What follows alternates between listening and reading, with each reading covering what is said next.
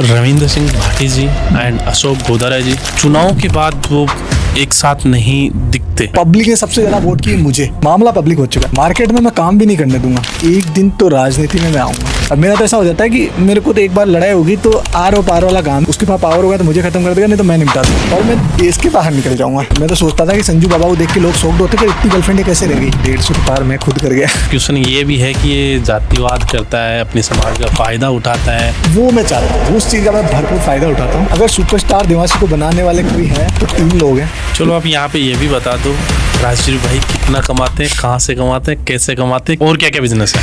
मैं वो कपड़े खोल के अगर आपको बिग बॉस से ऑफर आता है तो क्या आप जाएंगे? क्या है क्या मोनिस भाई की शादी में क्या किया था आपने? एक्टिंग उसकी जैसी बहुत लोग कर रहे हैं। गलियों में पड़े हुए हैं, घरों में पड़े हुए हैं, लिपसिंग हर किसी को आती है, बहुत लोग हैं।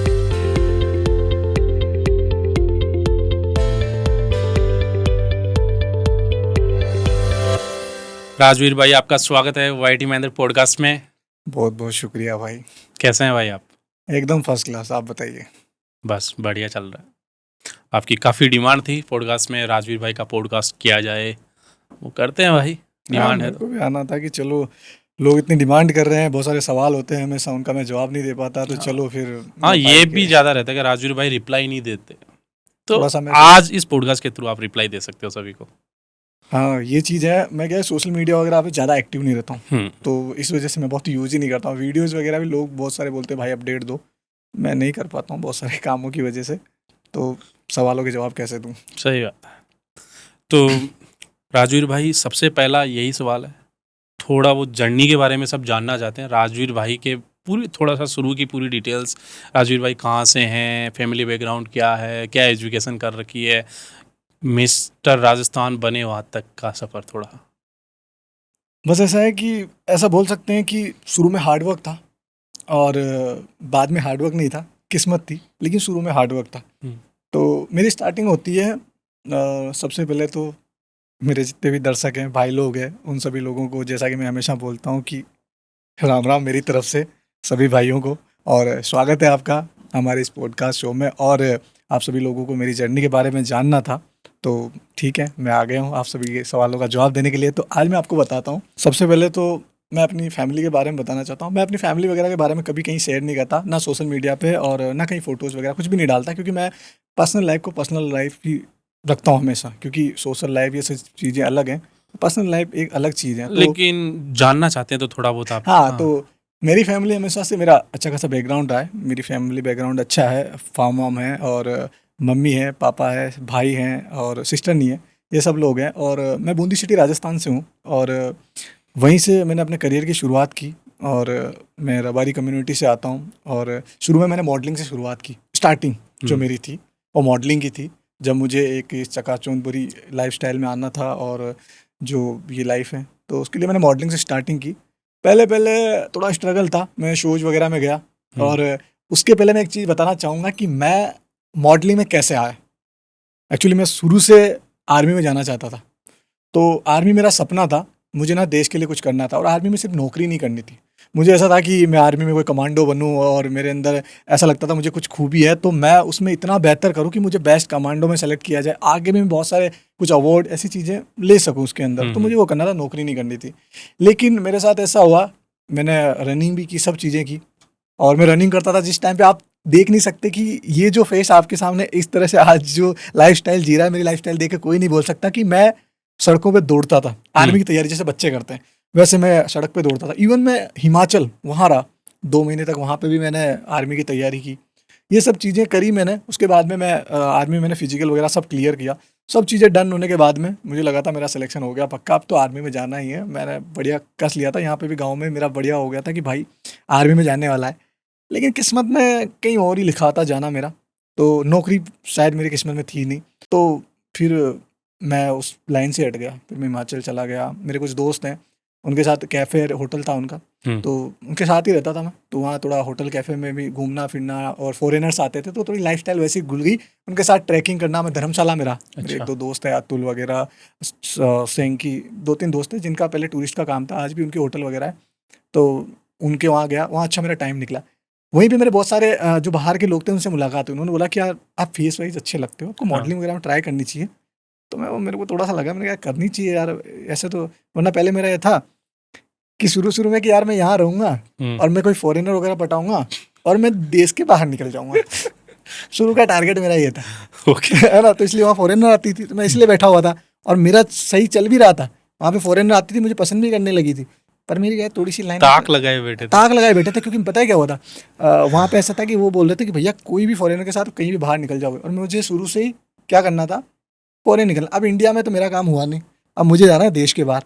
अब वही जानने वाला था कि ये करियर वाली मैं जाऊँ। अब मैं मॉडलिंग में शुरुआत में सोचा एक बार ट्राई करते हैं, कोई शो वगैरह हो रहा था तो उसमें 700-800 बच्चे से ऑडिशन दे रहे थे, मैं भी घुस गया। किस्मत से मैं उनमें 100-150 लोग सेलेक्ट होते हैं, उनमें सेलेक्ट हो गया। मेरे को हिम्मत आ गई यार, अपन तो पहले ऐसा होता था मॉडल वॉडल बनने वाले हैं, तो 100-150 हो गए। फिर शुरू में जब मैं आया तो आने के बाद में फिर थोड़े 30 जो मेन होते हैं उनके अंदर सेलेक्ट हो गया। इसके अंदर होने के बाद में फिर थोड़ा अच्छा लगा। फिर मैं यहाँ के लोगों के, यहाँ के मॉडल्स को मिला, सब बाहर से आए हुए, बहुत सारी चीज़ें उनको सीखने को मिली, पर मैं उनको थोड़ा सा अलग ही लगता था सबको, क्योंकि गाँव से आया हुआ था। शक्ल अच्छी थी लेकिन उनको ऐसा लगता था कि, क्योंकि मेरे को फेसबुक पे बहुत अच्छा प्यार मिलता था शुरू से, मेरे फेसबुक पे सपोर्टर्स अच्छे थे, मैं फोटोज़ वगैरह डालता था या ऐसे, तो वो मेरे बिना ऐसे ही पहले मतलब अच्छे सपोर्टर थे लोग। तो वहाँ पे कुछ होता था छोटी मोटी टास्क, तो उसमें मेरे फेसबुक के वोट अच्छे आ जाते, बोले यार तुम्हारा रोला है, तो बहुत सारे मेरा फ़ायदा भी उठाते थे मेरे जो साथ वाले मॉडल्स वगैरह, और बहुत सब स्मार्ट थे, सबको क्या सबका एक सेंस, ड्रेसिंग सेंस, सारी चीज़ें अच्छी थी।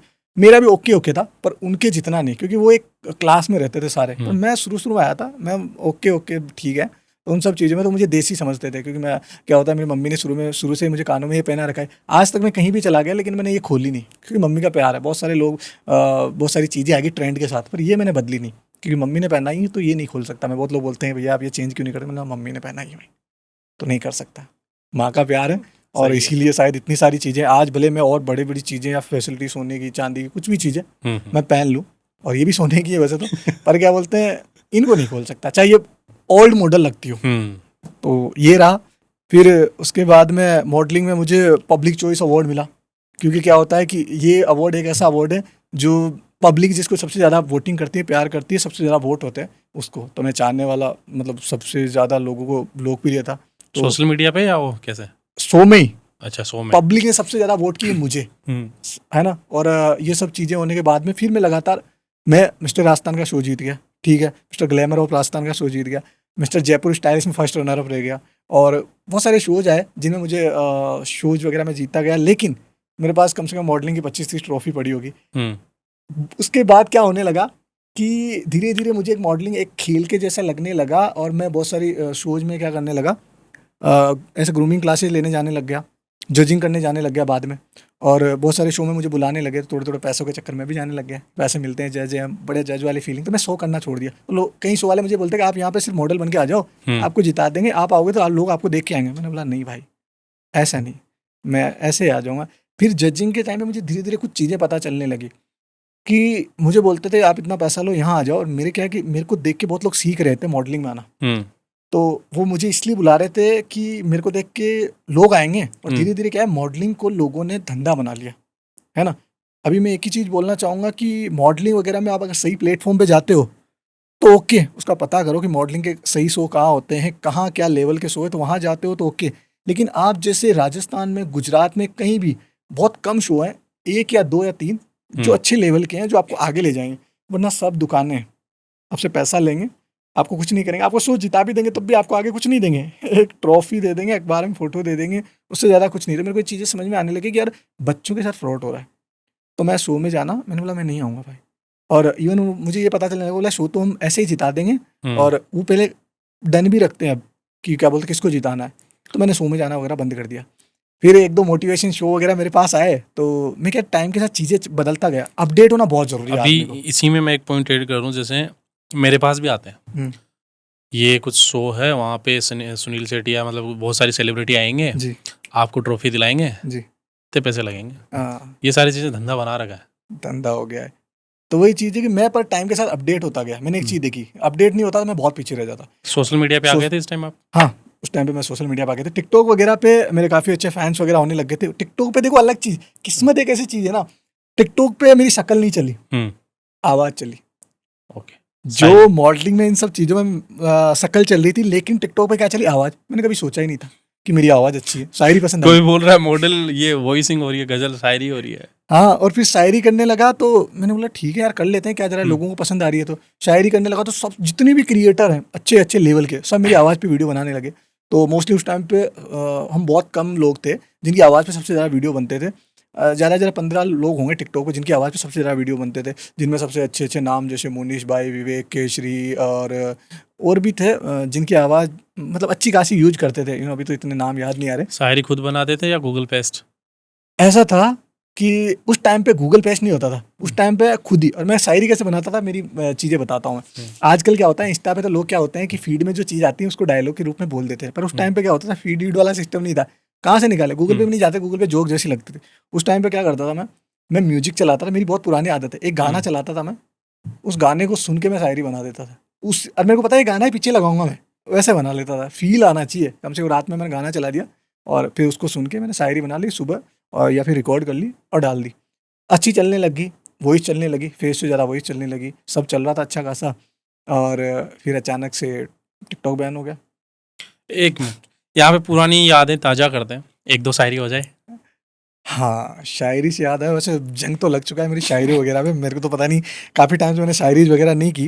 एक ऐसे शायरी थी मेरी, जैसे अब यहाँ पे महफिल वगैरह बैठी हुई है, तो जैसे हम किसी के साथ बैठे हुए हैं, जैसे आप बोल रहे हो कि भाई आप किसी के बारे में कोई किस्सा वगैरह सुनाओ जो आपका लव हो या कुछ भी हो उसके बारे में, तो उस चीज़ पे एक शायरी है कि सुनाने को तो उसके इतने किस्से हैं कि सुनाते सुनाते रात हो जाएगी, कि सुनाने को तो उसके इतने किस्से हैं कि सुनाते सुनाते रात हो जाएगी, मगर डरता हूँ कहीं उसके जाने वाली बात सामने आई तो इस महफिल में आंसुओं की बरसात हो जाएगी।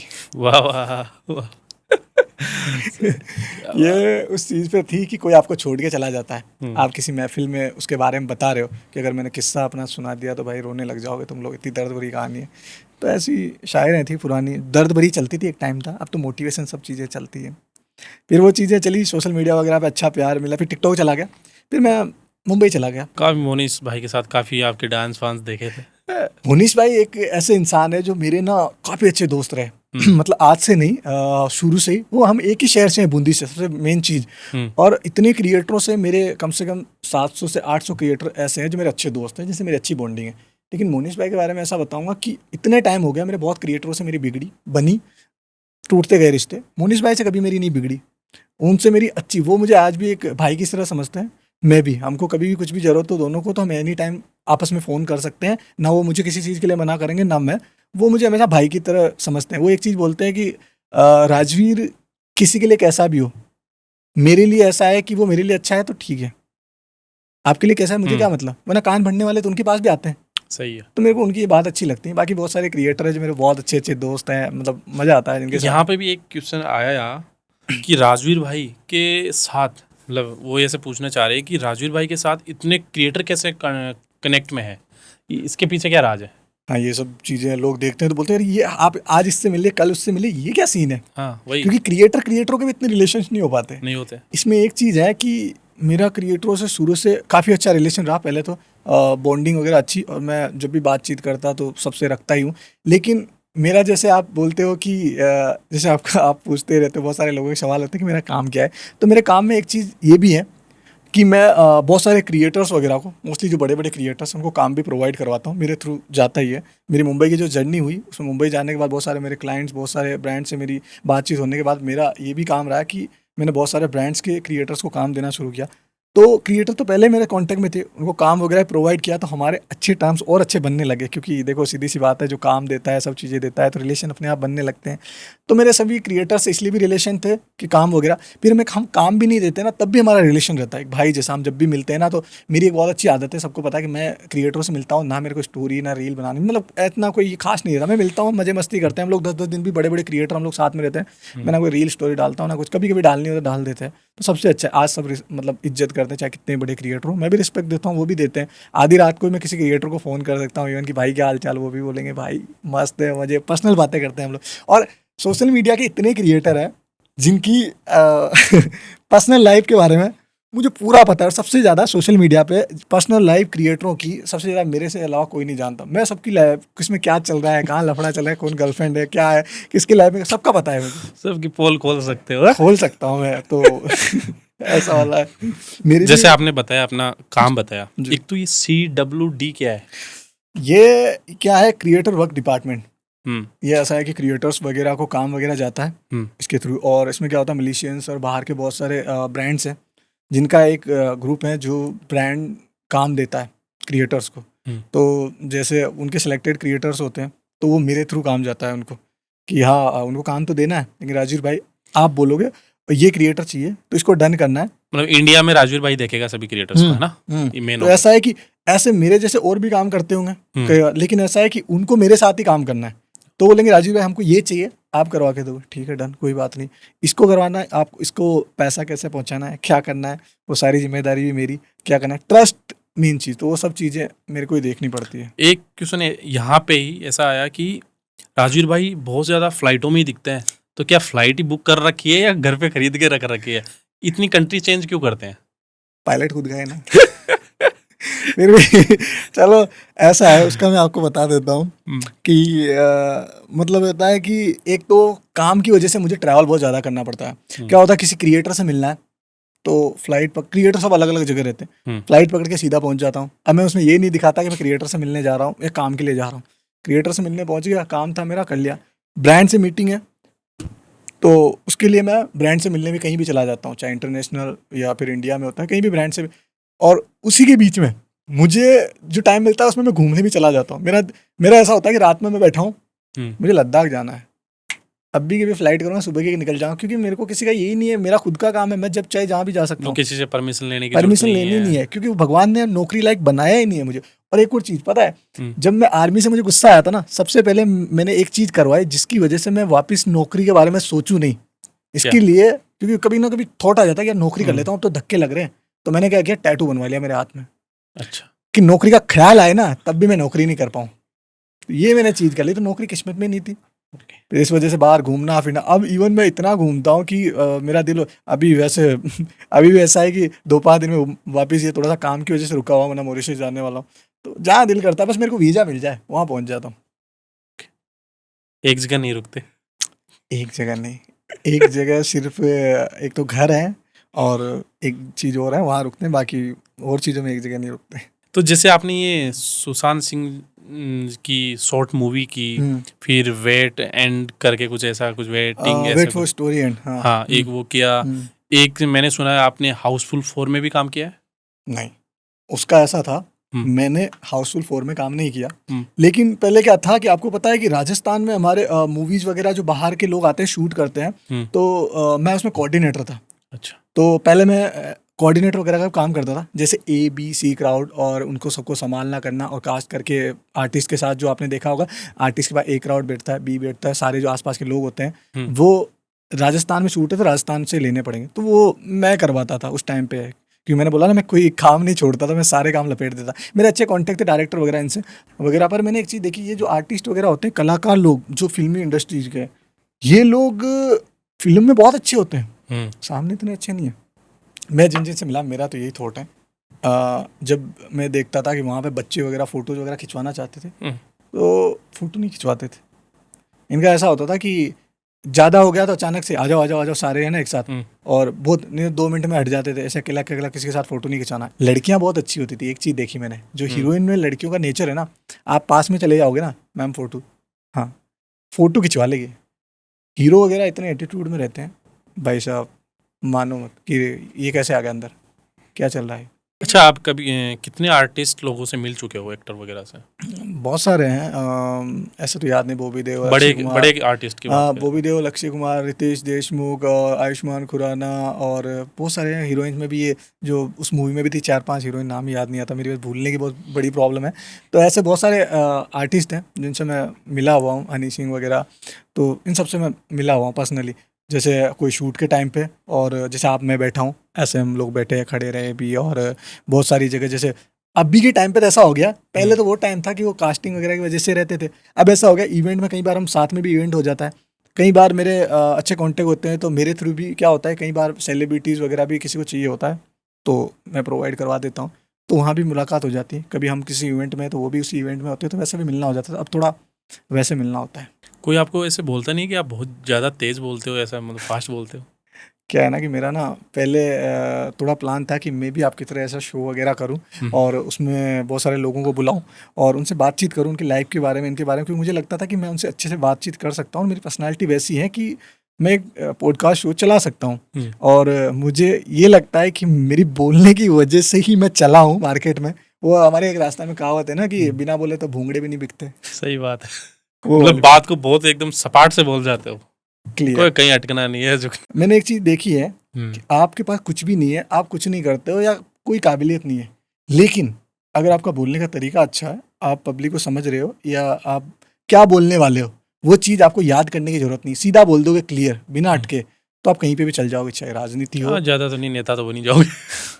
हाँ, नेतागिरी में तो चल ही जाओगे क्योंकि वहाँ तो बोलना ही होता है। मोस्टली मैंने एक चीज़ देखी कि 70% जो नेता लोग हैं उनको क्या है, आजकल ज़्यादा बोलना चालना आता नहीं है, वो बस रटे रटाए जो डायलॉग है बोल देते हैं। और जो अब के जो नेता लोग आ रहे हैं उनको बोलना बहुत अच्छा आता है, इसलिए वो ना खा रहे हैं उनको, पुराने वालों को। तो नेता लोगों को क्या है कि अपनी स्पीड बढ़ानी पड़ेगी बोलने पर। ये रील वगैरह की टीम रखने से चुनाव नहीं जीते जाएंगे। आजकल क्या हो रहा है कि नेता लोग क्या कर रहे हैं, उनको लग रहा है कि एक टीम बनाओ जो रील शूट अच्छे से करेगी और सोशल मीडिया पे डालेगी, उससे चुनाव जीते चलेंगे, माहौल क्रिएट करेंगे। माहौल क्रिएट करेंगे। ऐसा नहीं है, आपके अंदर काबिलियत भी होनी चाहिए पब्लिक से बात करने की, और आप कैसे उनसे इंटरेक्ट कर रहे हो, ये सब चीज़ें होनी चाहिए। तब जाके सिर्फ रील बनाने से और वो गाना लक्ष्य राज का लक्ष्य अटल है, उससे काम नहीं चलेगा। सही बात है। चलो, यहीं पे मुझे ऐसे पूछना था कि ये आपने शॉर्ट मूवी की, ये मॉडलिंग टाइम पे की थी आपने? ये मैंने शायद टिकटॉक टाइम पे करी होगी। और ये ऐसा था कि कोई ऐसा नहीं था उस टाइम पे, जब सीखने वाली चीज़ें थी ना यार, हम भी कुछ शूट वगैरह करते हैं ऐसे। तो मेरे माइंड में क्या है कि मैं बुक वगैरह लिखने का मेरा पहले ये भी था कि मैं बुक वगैरह भी लिखूं। मैं कुछ ना कुछ मैं हाथ पैर मारता रहता था। तो उस टाइम पे ये कहानी मैंने खुद लिखी थी, जो मेरी इसकी थी। मतलब यार मैंने ऐसी कहानी लिखी, मैं इस पर ना बुक लिखूँ। मैंने ट्राई भी किया लेकिन मेरा कॉन्टेक्ट नहीं थे, बुक कैसे लिखते हैं क्या, तो मैं बुक नहीं लिख पाया। Waiting for story and. हाँ, ये मेरी खुद की कहानी थी, तो मैं इसमें बुक लिखना चाहता था। और अच्छी खासी मैंने किताब भी लिखी हुई थी ऐसी, हालांकि मेरे दोस्त ने घुमा दी, महेंद्र नाम है उसका। मेरा नाम रसी है क्या? ठीक है, उसको मैं बताता हूँ फिर बाद में। आज भी मैं उसको कोसता हूँ चीज़ पे। बड़ी किताब थी भाई, उसके अंदर एक एक पॉइंट, एक एक डायलॉग ऐसे लिखा हुआ था शायरी टाइप में। अच्छा। अब मूवी में तो वो चीज़ें दिखा नहीं पाया, लेकिन उसने घुमा दी, साले ने रद्दी वाले को दे दी। उसके घर पे रखी थी मैंने, मैं बाहर चला गया, पीछे से भेज दी उसने, पता नहीं घूमड़े खा गया। तो वो मूवी मैंने इसलिए बनाई थी कि यार मैं, उस मूवी की कहानी बहुत अच्छी थी, उसका सेकंड पार्ट भी था, लेकिन उस टाइम पे शायद शूट करने वाले अच्छे नहीं थे, क्योंकि अपने दोस्त वगैरह थे, भैया मैं कर दूंगा ये कर दूंगा, तो सही तरीके से उसको शूट ही नहीं कर पाए। वॉइस किधर से आ रही है, वीडियो किधर से? मेरे को तो, मैंने बोला कि भाई मेरे को ये कहानी के जैसे बना देगा, जैसे आप मेरे दोस्त हो। हाँ भाई, मेरे को कैमरा वगैरह नॉलेज है ही नहीं, बना दूंगा भाई, ठीक है। तो अपने कॉन्टेक्ट के लोग थे। अब वो क्या नाम है, शूट की क्या नाम क्वालिटी नहीं है, वॉइस डबिंग जिसने करी थी ना, डबिंग उड़ा दी। अब वैसे ही डाल दी, भैया डबिंग उड़ गई, आप आ जाओगे। मैंने बोला मैं नहीं आ रहा, दोबारा डबिंग दे रहे, जो है डाल दे। और ये सब चीज़ें हुई। और शूट्स में ड्रोन उड़ा रहे, ड्रोन पानी में गिर रहे हैं।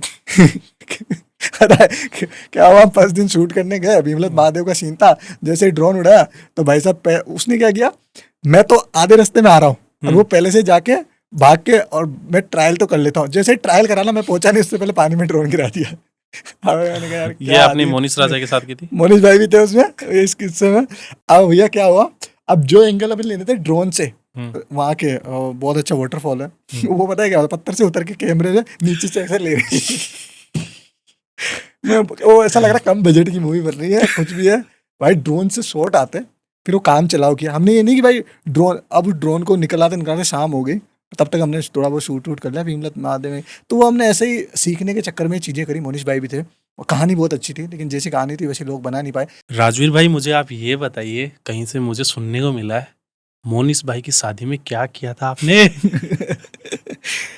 यार क्या किया था, डांस वांस नहीं, डांस तो नहीं किया था ऐसे। डांस तो नहीं किया था, नहीं तो सुनने को नहीं मिलता।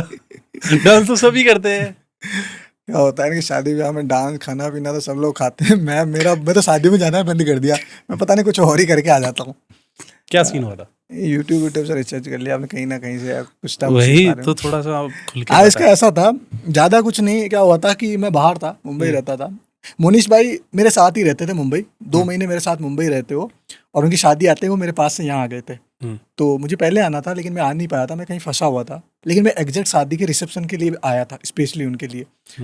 तो क्या हुआ कि यहाँ पे आया मैं, और यहाँ पे आने के बाद में शादी में हम लोग, शिव भाई, हम लोग कुछ और क्रिएटर आए थे, बस मस्त माहौल में थे, बातें आते चल रही थी, सब चीज़ें चल रही थी। अब मुझे तो पता भी नहीं था क्या चल रहा है क्या नहीं। बाहर क्या होता कि बहुत सारे एक एक भाई और था, पता नहीं कौन, जो बाउंसरों से लड़ रहा था, है ना, जीतू जीतू नाम है, पता नहीं क्या। मैं उसको क्या नाम है छुड़ाने के चक्कर में मैं तो छुड़ा रहा कि बाउंसर मेरे जान पहचान के, मैंने कहा लड़ो मत यार।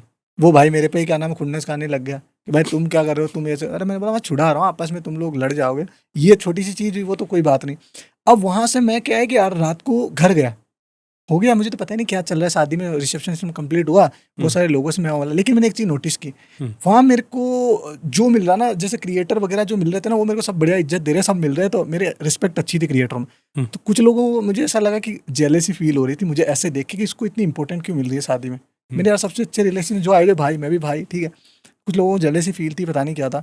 तो मैं तो घर चला गया, लेकिन पीछे से क्या हुआ कि मुझे मैसेज वगैरह आया पहले किसी का कि भैया क्या बोलते हैं आपने ये क्या किया वो क्या किया।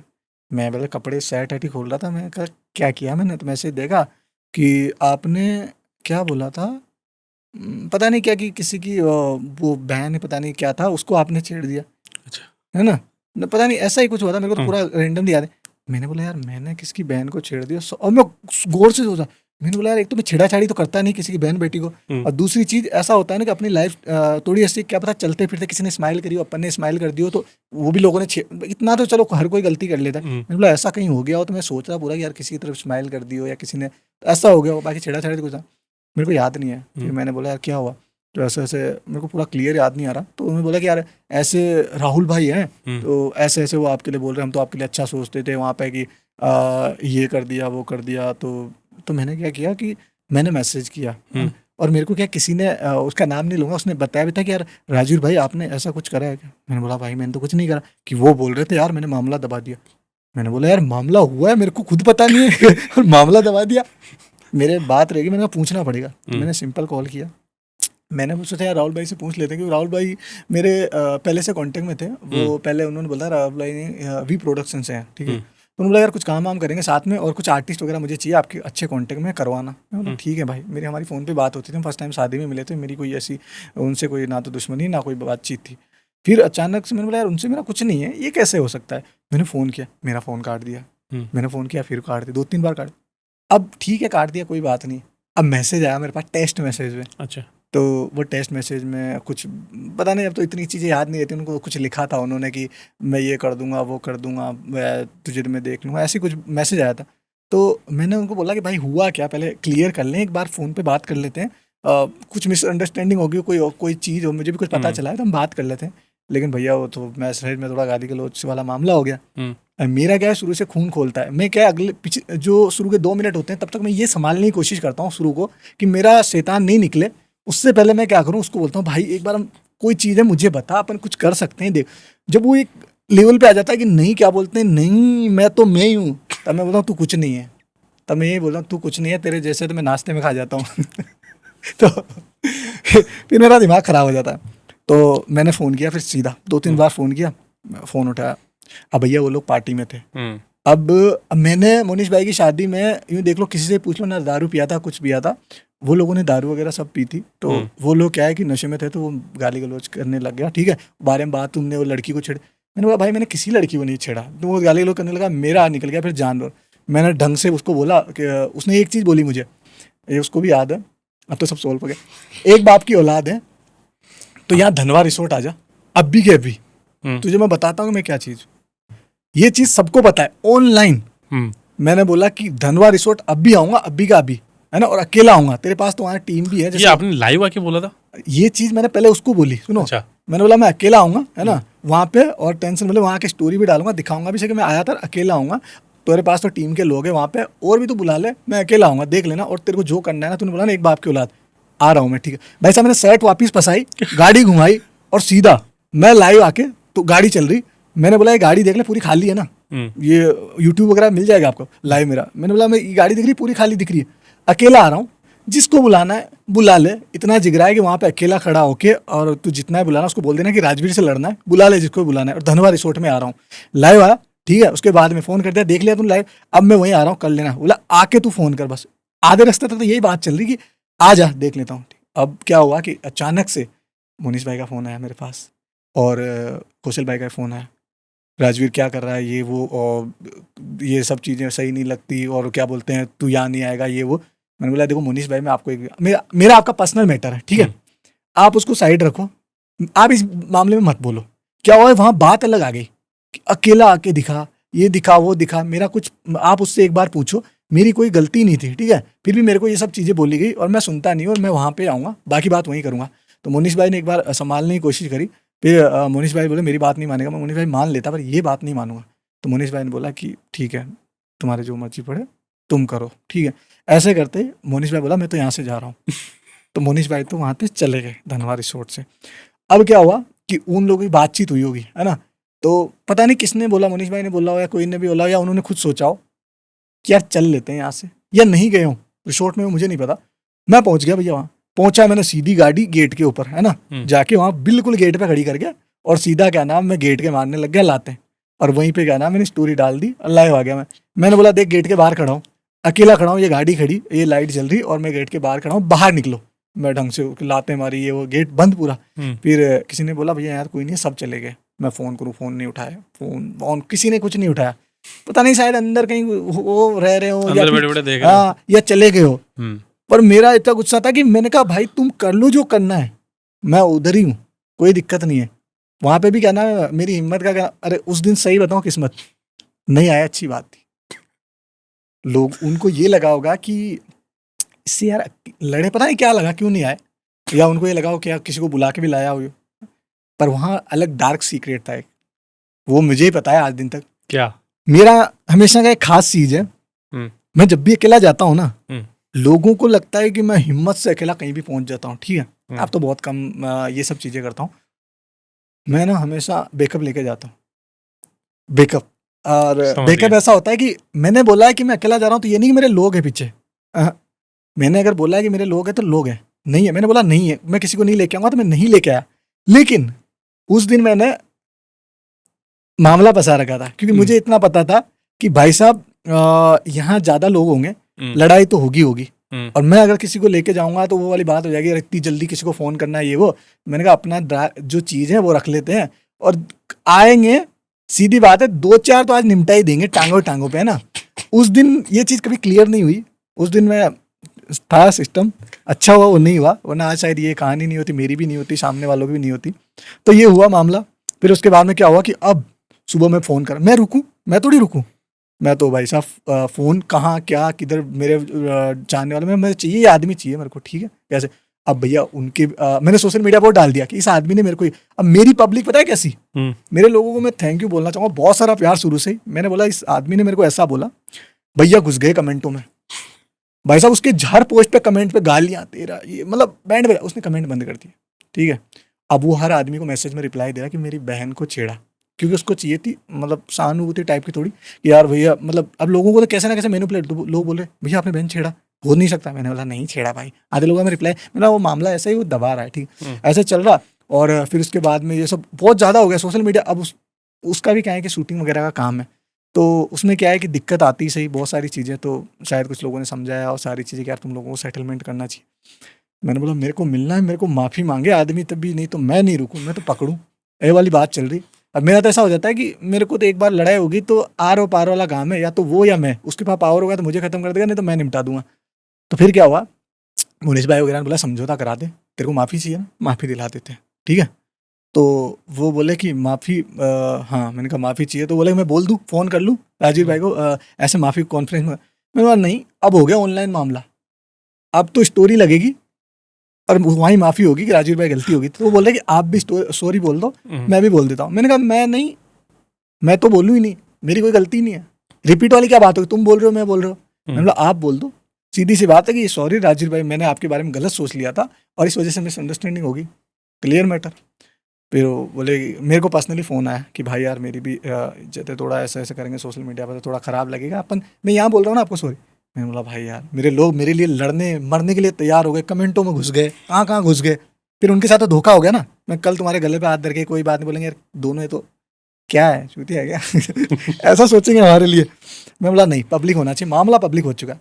फिर राहुल भाई ने स्टोरी लगाई, मुनीश भाई ने कहने पर कि यार करो ये सब मैटर सॉल्व चाहिए अपने को जल्दी से, क्योंकि बहुत सारे आर्टिस्ट इन्फ्लुएंसर, मैंने तो एक चीज़ बोल दी थी कि इन्फ्लुएंसर सब मेरे बहुत अच्छे दोस्त हैं, मार्केट में मैं काम भी नहीं करने दूंगा, क्योंकि जहाँ भी यूँ देख लो कि जहाँ जहाँ तुम्हारे डीएम गए हुए हैं ना भैया, वहाँ से मेरे पास मैसेज आने लगे। पता है उस दिन क्या हुआ? जिन जिनको इन लोगों ने डीएम किए होंगे ना, गाना करना है, कुछ करना है, उन्होंने उस दिन उसकी आईडी खोली ना, तो उनका डीएम दिखा, बोला भैया हमको भी डीएम करेगा। मैंने बोला अच्छा, मैं पहुँच मत जाना। अरे भैया नहीं। तो उनसे मेरे अच्छे टर्म्स है। फिर क्या हुआ, उन्होंने सॉरी बोली, राहुल भाई ने स्टोरी लगा कि ऐसे ऐसे मिसअंडरस्टैंडिंग हो गई थी उस दिन। और बाद में मेरे को फ़ोन पे पता है क्या बोला था उन्होंने, कि यार उस दिन थोड़ा सा ड्रिंकिंग का मामला था और मेरे से, मैं कोई और था, उस चक्कर में आपको बोल दिया ये सब चीज़ें। मैंने बोला भाई थोड़ा समझना चाहिए था, बातचीत करना चाहिए था, ऐसा नहीं करना चाहिए था। फिर उन्होंने सॉरी बोली। मैंने बोला ठीक है कोई बात नहीं, मेरी तरफ से कुछ नहीं है, आपने सॉरी बोल दी। मेन बात ये होती है अगर कोई बंदा गलती मान लेता है कि यार गलती हो गई तो कोई बात नहीं, मैं उसके साथ कोई दुश्मनी नहीं रखता। फिर बोला भाई मेरी तरफ से क्लियर है ये मैटर। उसके बाद मैंने कभी राहुल भाई के लिए कभी कोई गलत नहीं सोचा कि यार क्या है क्या बंदा। मैं बोला मेरा मैटर क्लियर हो गया, उससे गलती हुई, उसने माफ़ी मांग ली, क्लियर, कोई बात नहीं, सबसे हो जाती, मुझसे भी गलती हो जाए तो मैं भी कोई भगवान तो हूँ नहीं।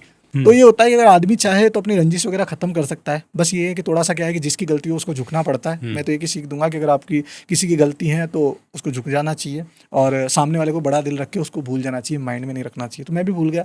मेरा अभी कभी भी कोई आदमी पूछता है राहुल भाई से क्या लफड़ा है, मैं बोला आप कोई लफड़ा नहीं है भाई, वो हो गया। मेरे लिए नॉर्मल इंसान है, भाई जैसा है। कोई मैं उसके लिए बुरा नहीं सोचता ना बोलता हूँ। वो जब होना था हो गया, गर्मा गर्मी में हम दोनों से, और वो खत्म हो गया। राजवीर भाई, आपकी और रविंद्र सिंह जी भाटी जी की मैंने काफ़ी पोस्ट एंड वीडियोस देखी। क्या कैसे लगते हैं आपको वो, एंड क्या सपोर्ट है आपका उनको और उनका क्या सपोर्ट है आपका, मतलब दोनों? राउसा का ऐसा है कि एक तो जब भी उनका जिक्र होता है, उनकी हाँ। बातचीत होती है कहीं पे, तो मुझे बहुत अच्छा लगता है, क्योंकि शुरू से अभी से बॉडी में वाइब्रेशन हो गया, एक एनर्जी सी आ गई। क्योंकि मैं ही नहीं, बहुत सारे लाखों युवा वगैरह है जिन लोगों को उनसे बहुत कुछ सीखने को मिला है, कि और उन्होंने लोगों को बताया कि राजनीति कैसे की जाती है, और एक युवा कैसे अपने दम पर, ना कोई बैकग्राउंड, ना पॉलिटिकल पार्टियां, ना कोई टिकट, उन सब के बिना कैसे राजनीतिक क्षेत्र में अपनी पहचान बना सकता है, कैसे लड़ सकता है लोगों के सहारे, लोगों की ताकत बन के, और उनके साथ यूथ को एक साथ जोड़कर कैसे वो लोगों के लिए लड़के राजनीति में अपनी जगह बना सकता है। ये चीज़ मैंने उनसे सीखी। आज दिन तक का मेरा जब मैं बड़ा हो गया इतना, मैंने इतने नेता देखे, लेकिन मैं किसी नेता को इतना सपोर्ट नहीं करता, ना नेतागिरी में ज़्यादा ध्यान देता। लेकिन पहला नेता मैंने ऐसा देखा, मैं ज़रा पार्टी के बारे में नहीं बोलता, जो मतलब मुझे बहुत पसंद आया, कि जैसे उसने स्पीड से जो लाइन पकड़ी ना। बहुत सारे लोग पता है क्या बोलते हैं, जैसे बहुत सारे लोग बोलते हैं जल्दबाजी, क्या बोलते हैं स्पीड से कर दिया काम, उनको थोड़ा रुकना चाहिए था। मैं उनके बारे में सुनता हूँ, लोग क्या बोलते हैं कि यार राव साहब ने बहुत जल्दबाजी कर दी। क्या होता है अगर वो रुक के करते तो बहुत आगे जाते। मैं यहाँ पे नहीं मानता। क्यों? देखो, रफ्तार बहुत अच्छी चीज़ है, रफ्तार से हम काम करते हैं ना, उसको ये नहीं बोल सकते कि जल्दबाजी। आदमी रफ्तार से चल रहा है ना, वो तभी यहाँ तक आया है, और उसको ना आगे तक जाना है, लोगों के लिए लड़ते हुए, और बहुत अच्छी जगह बनानी है। तो जैसे लोकसभा के चुनाव आए, विधानसभा के, तो विधानसभा के चुनाव जीत कर उनको वहीं तक सीमित थोड़ी रहना था। वो चाहते तो वहीं पे पैसा भी कमा सकते थे, सारी चीज़ें कर सकते थे, लेकिन नहीं, टारगेट क्लियर था, विधानसभा, लोकसभा, और लोगों का प्यार रहा तो कभी मुख्यमंत्री, प्रधानमंत्री, या कुछ भी चर्चित चेहरा था। तो ये स्पीड रुकती नहीं, लेकिन हो जाता है शुरुआत हम जब नई शुरुआत करते हैं तो कुछ चीज़ों की वजह से हम अटक जाते हैं, कई जगह दिल टूट जाता है, लेकिन उम्मीदें नहीं तोड़ी उस आदमी ने। और राव साहब मेरे लिए भाई जैसे हैं, मैं उनको बड़ा भाई मानता हूँ, और उनके भाई हैं वो भी मेरे भाई जैसे हैं, रणवीर भाई। रणवीर भाई से चुनाव के टाइम पे ज़्यादा बॉन्डिंग रही, क्योंकि हम लोग चुनाव के प्रचार में रणवीर भाई और हम दोनों ज़्यादा साथ घूमे। हम लोग साथ में घूमते थे, राहुल साहब अलग घूमते थे प्रचार के लिए, और रणवीर हम अलग घूमते थे। और उनसे ऐसे ही नॉर्मल रात के टाइम ऐसे मुलाकात होती थी, तो बस ये था। लेकिन उस टाइम पे उनके पास टाइम भी नहीं था, बहुत सारी चीज़ें थी, और चुनाव चल रहा था, सब चीज़ें चल रही थी। तो लोगों को मैं बहुत पसंद आया जब मैं वहाँ गया चुनाव प्रचार में, कि यार राजवीर भाई यहाँ आए जैसलमेर, और मैं उस टाइम पे श्रीलंका था जब मैं आया था। फिर मैं हैदराबाद आया, हैदराबाद से मैं जयपुर आया, पहले जयपुर आया, फिर उसके बाद में जयपुर से मैंने फ़्लाइट जोधपुर की करी, और फिर उसके बाद में जोधपुर से और हम लोग वहाँ गए जैसलमेर। तो वहाँ घूमे फिरे, और बहुत सारे प्रचार, बहुत गांव गए, बहुत लोगों का प्यार मिला उधर, मुझे बहुत सम्मान मिला। जो भी टीम के लोग थे, रणवीर भाई वगैरह ने भी बढ़िया सम्मान दिया मुझे। जो लोग थे उनके पार्टी के लोग, वो मुझे मतलब मेरे जानने से पहले ही उन लोगों तक मैसेज पहुंच गया कि मैं आ रहा हूँ, क्योंकि मैंने क्या है कि एक वीडियो डाल दिया था पहले कि जैसलमेर वालों स्वागत नहीं करोगे आप मेरा, ऐसा कुछ था। तो जैसे ही मैंने वीडियो डाला 2 मिलियन, मतलब 20 लाख लोगों तक। अब मैं जैसलमेर नहीं पहुंचा उससे पहले उस पर कमेंट भर भर के एक ही दिन में 20 लाख लोगों तक। अब मैं उधर के जो वीडियो डालूँ सब पार लोगों तक पहुंच गया कि राजवीर भाई इस क्षेत्र में आए हुए हैं। क्योंकि उधर कोई सोशल मीडिया इन्फ्लुएंसर वगैरह कोई था नहीं, उन सब पार्टीज वगैरह में उधर घूमने फिरने में सब जमीनी स्तर के लोग कर रहे थे। तो वहाँ मैं गया, मैंने मेरी तरफ से जो कोशिश थी वो की। मुझे बहुत अच्छा लगा वहाँ जाके, मेरी वजह से वोट आए नहीं आए मुझे नहीं पता, लेकिन मैंने कोशिश की कि सबको बोलने की। सोशल मीडिया पे भी लाखों लोगों तक वीडियो पहुँचाए कि भाई साहब को सपोर्ट करो। मैं भी यहाँ आया हूँ, मेरा मोटिव यही था वहाँ जाने का। मेरे जाने से कोई वोट बढ़ने वाले नहीं थे, वो जो जीतना था वो जीतेगा, इसे जो जिसका जो। पर मेरा ये था कि मैं बाहर रहते हुए इस बंदे के लिए यहाँ आ सकता हूँ, तो आप यहाँ रहते हुए इसके लिए नहीं लड़ सकते। तो मेरा एक संदेश पहुँचाना था लोगों तक कि मैं यहाँ तक आ सकता हूँ ना, तो आप तो यहीं के हो यार, लड़ो इसके लिए, यूथ के लिए खड़ा हो रहा है। सही उस संदेश के लिए मैं वहाँ गया था। मुझे बहुत प्यार मिला, गांव गांव ढाणियों ढाणियों में गए और धोरों में गए, खाना पीना बहुत अच्छा लगा उधर तो का। फिर आप रविंदर सिंह जी से जीतने से पहले मिले मुलाकात? हाँ, जीतने से पहले। और नहीं, जब हमारा चुनाव प्रचार वगैरह चल रहा था, विधानसभा में तो वो जीते हुए ही थे, लेकिन लोकसभा का चुनाव चल रहा था, उस टाइम पे हमारी मुलाकात वगैरह हुई। लेकिन वही है कि वो थोड़े बिजी रहते थे उस टाइम पे। तो उसके बाद हमने जब चुनाव का रिजल्ट आने वाला था, एक बार तो मैं चला गया प्रचार के टाइम, तो जब रिजल्ट आने वाला था तो मैं रिजल्ट आने के 2-3 दिन पहले आ गया। देखो, क्योंकि लोगों ने मुझे बोला था जब मैं जा रहा था कि भैया आप वापस जल्दी आना। बोला मैं जल्दी आऊँगा। मैं बोला था जब भाई साहब चुनाव जीतेंगे मैं तब जरूर आऊँगा। मैं ये वादा करके गया था। मैं बाहर चला गया था वापस, टाइम फुकेट वगैरह मेरा इवेंट था थाईलैंड में, उस टाइम वहाँ चला गया था। अब जब मैं वापस आया चुनाव के टाइम, तो मैं 3 दिन पहले पहुँच गया, जोधपुर पहुँचा। मैं बोला अब आ गया हूँ, तो लोगों को इतनी खुशी हुई कि यार सब चुनाव जीतने के बाद आते हैं, क्योंकि सबको ये रहता है यार पहले चले जाएं, क्या पता कुछ हो जाए ऊपर नीचे, चाहे कोई सी पार्टी हो। मेरे को इतना कॉन्फिडेंस था कि भाई साहब जीतेंगे, कुछ भी हो जाए। मैं अपनी टीम के साथ जोधपुर पहुंचा, जोधपुर से जैसलमेर पहुंच गया। वहाँ जाके मैं भाई साहब से मिला, रिजल्ट के सुबह ही मिला, और वहाँ पे रिजल्ट की एक दिन पहले रात को भी मिला उनसे। बढ़िया मिला, मिलना हुआ, अच्छी बातचीत हुई हमारी वहाँ पे। और उसके बाद में सुबह फिर सबसे पहले उस दिन जब वो जा रहे थे, जनगणना होने वाली थी जिस दिन, सबसे पहले मैं उनके लिए केदारनाथ भी गया था। मैंने एक मन्नत रखी थी, मैं बाबा के जाऊंगा दर्शन और प्रसाद लेके आऊँगा बाबा के लिए। मैं उनके लिए केदारनाथ गया था, वहाँ से प्रसाद लेके आया था। और वो जब जा रहे थे मैंने उनको प्रसाद भी दिया था उनको। वो वीडियो भी मेरा कम से कम 60 लाख लोगों तक गया, अच्छा खासा था। वो आपने रैंडम क्लिप थी वो, ऊपर से किसी ने ली थी वो वीडियो, काफ़ी अच्छा। और उस दिन जिस दिन जनगणना चल रही थी वो वीडियो ही चल रहा था, क्योंकि उस दिन और कोई वीडियो उनका डला भी नहीं था ना, पोस्ट वगैरह, क्योंकि और दिन तो उनकी पोस्टें आती रहती थी हर दिन। तो मैं उनको सुबह सुबह मिला, मेरे लिए बहुत अच्छा मोमेंट था कि वो चुनाव की जनगणना में जा रहे हैं। मैं उनसे मिला, अच्छा लगा मुझे। भाई साहब से मिलके हंसते खेलते वो बोले कि मैं आता हूँ और बस फ़ोन करता हूँ, है ना। बस लास्ट मोमेंट उनका ही था ये, वेट करो बस। मुझे बोला कि यहीं इंतज़ार करना और होटल ही रहना, आप बाहर कहीं मत जाना। क्योंकि क्या हुआ था कि एक और चीज़, हम लोग चुनाव वगैरह को इतना सीरियस ले लेते हैं कि जो नेता वो सीरियस नहीं लेते, जो दोनों आपस में लड़ते हैं, लेकिन जो उनके समर्थक होते हैं वो बहुत सीरियस ले लेते हैं, लड़ाई झगड़ों पे आ जाते हैं। यार चुनाव को चुनाव की तरह रखो, चुनाव हुआ खत्म।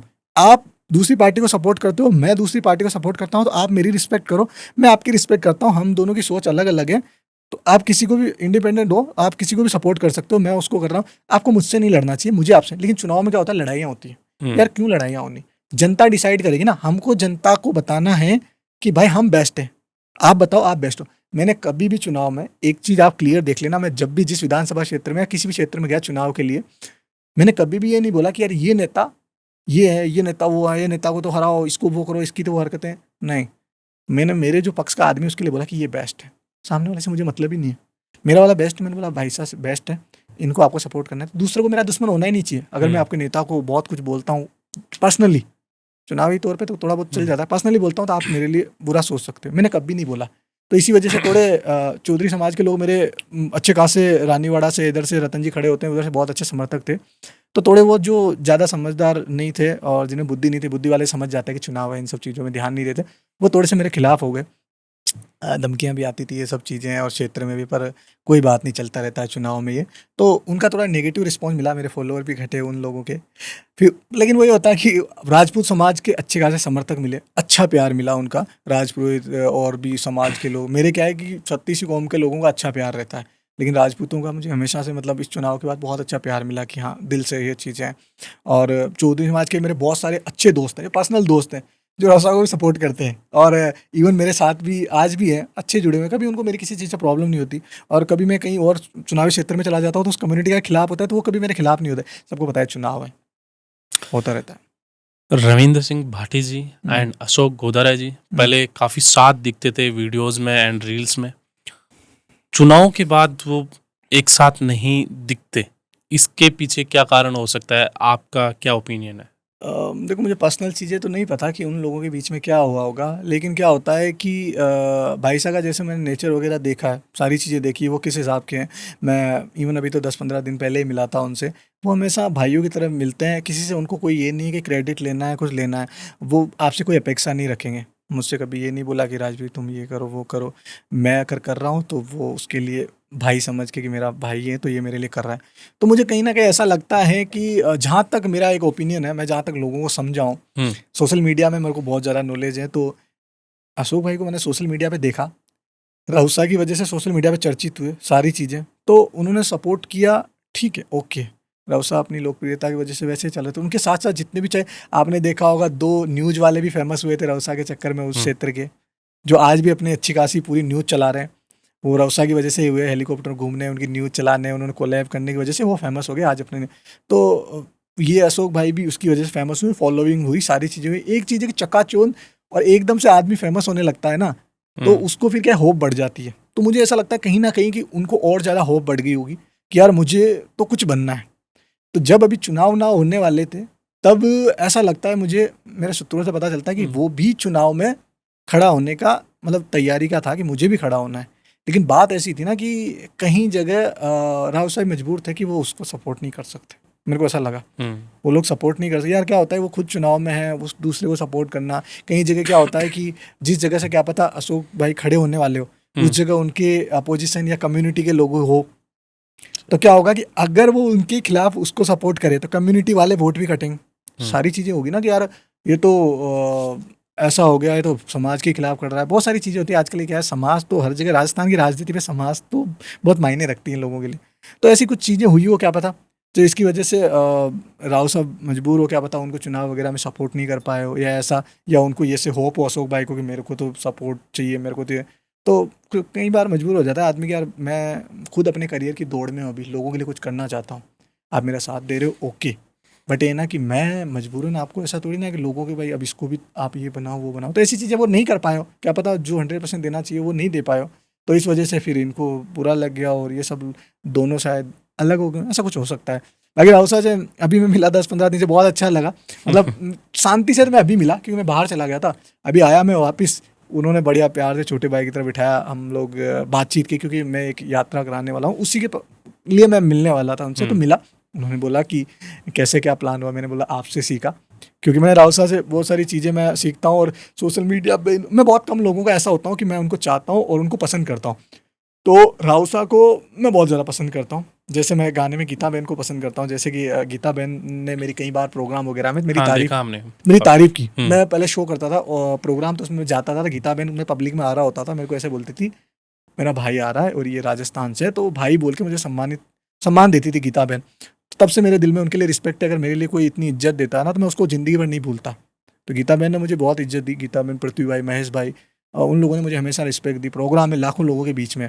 तो ये एक बार उन्होंने ऐसे ओन प्रोग्राम में भी मेरे लिए बोला था कि राजवीर भाई मेरे गाने में आने वाले हैं बहुत जल्दी, उराणो ऐसा कुछ बोला था उनकी गुजराती लैंग्वेज में, और आप सभी को देखने को मिलेगा। 8-10 लाख लोग थे शायद वहाँ पे, पर उसके बाद में शायद हम दोनों का मिलना नहीं हुआ है, सब चीज़ें की वजह से गाना नहीं आया, वरना गाना आने वाला था। क्या पता अब आ जाएगा। हो सकता है, ऐसा भी हो सकता है। और भाई साहब से भी ऐसा ही था कि उनसे अच्छा है मेरा, कि ठीक है, दिल से रिस्पेक्ट है, मैं उनको बहुत सारी चीज़ें सीखता हूँ। उन्होंने अभी एक यात्रा कराई थी हरिद्वार के लिए, उनसे मेरे को ये सीख मिली कि मुझे भी एक यात्रा करानी चाहिए और जिसमें मुझे कुछ पुण्य मिल जाए। तो मैं कुछ माताओं को अभी एक यात्रा कराने वाला हूँ। बताइए उसके बारे में। हाँ, तो उसके बारे में ऐसा है कि अभी जस्ट मेरी टीम काम कर रही है, फॉर्म वगैरह तैयार हो रहे हैं, टी शर्ट तैयार हो रही है, ये कार्ड तैयार हो रहे हैं। अब उसमें क्या होगा कि हम यात्रा में कौन शामिल होंगे? यात्रा में ऐसा है कि ये यात्रा सिर्फ महिलाओं के लिए, अभी के लिए, क्योंकि मुझे ना बहुत सारी माताओं का आशीर्वाद चाहिए, क्योंकि मेरी ज़िंदगी में मैंने एक चीज़ सीखी है कि यार मैं काम कुछ भी कर लूँ, मुझे ना ऐसा कुछ करके जाना है कि ज़िंदगी में चाहे कुछ भी हो जाए, मेरे दुश्मन बहुत सारे हैं, तो ज़िंदगी में कुछ हो जाए तो मुझे ना बहुत सारे लोग ऐसे चाहने वाले होने चाहिए कि यार क्या आदमी था यार, मज़ा आ गया, क्या करता था लोगों के लिए। तो मुझे वो चीज़ें करने में मज़ा और आशीर्वाद चाहिए। तो मैंने क्या किया, एक यात्रा का प्लान किया कि 100 या 200 या 300 जितनी महिलाएं मेरे से होगी, और जो जो मैं ले पाऊंगा उनको मैं भर के लेके जाऊंगा और यात्रा करा के लाऊंगा उनका कहाँ बेटा की बन यात्रा के। है ये? वो सीक्रेट रख लें कि कहाँ की यात्रा। तो वो मैं सीक्रेट रखता हूँ, कहाँ की यात्रा कराऊंगा। तो इतनी महिलाओं को लेके जाऊंगा, मुझे उनका एक आशीर्वाद। ही समाज की होगी या सभी समाज की होगी? नहीं, वो किसी भी समाज की हो सकती है। इसमें प्लस पॉइंट मैं क्या रख रहा हूँ हम्म, कि बहुत लोग सोशल मीडिया में अपने फैंस वगैरह के लिए करते हैं सब कुछ। मैं वो सोशल मीडिया उनको पता ही नहीं कि वो सोशल, अब मैं यूथ के लिए किसी के लिए करता तो लोगों ने यार सोशल मीडिया के लिए करा। नहीं, मैं क्या करूँगा, इसमें मेरा अलग फंडा है। मैं घर घर में जाऊँगा, हम्म, किसी भी रैंडम घर में। पहली बार मैं, ऐसा तो मेरी टीम सेलेक्ट कर सकती है, पर मैंने बोला नहीं, मैं घर जाऊँगा। क्योंकि वो होता है ना कि मैंने गाने में लाइन सुनी थी, क्या लाइन थी वो, ऐसा ही कुछ था कि सबरी के घर, ऐसा कुछ, भगवान खुद लेने आ जाते हैं अगर मन होता है। तो ऐसा होता है कि मैं उनका एक दूत बन के, कि मेरे को भगवान से क्या नाम है दर्शन कराने के लिए, कई बार उनके बेटे नहीं करा पा रहे हो, कई माओं को दर्शन, या खुद वो फाइनेंशियली नहीं जा पा रही हो, तो मैं क्या करूँगा, गरीब घरों में जाऊँगा अपनी टीम के साथ। हम्म, किसी भी गरीब घर में घुस जाऊँगा, माता जी से बातचीत करूँगा, वो मुझे नहीं जानती होगी। इसमें ये भी होगा, क्या होता है कि बहुत सारी ऐसी जगह मेरी टीम के लोगों ने मुझे एडवाइस दी कि भैया ऐसी जगह चलते हैं जो आपको सब जानते हैं।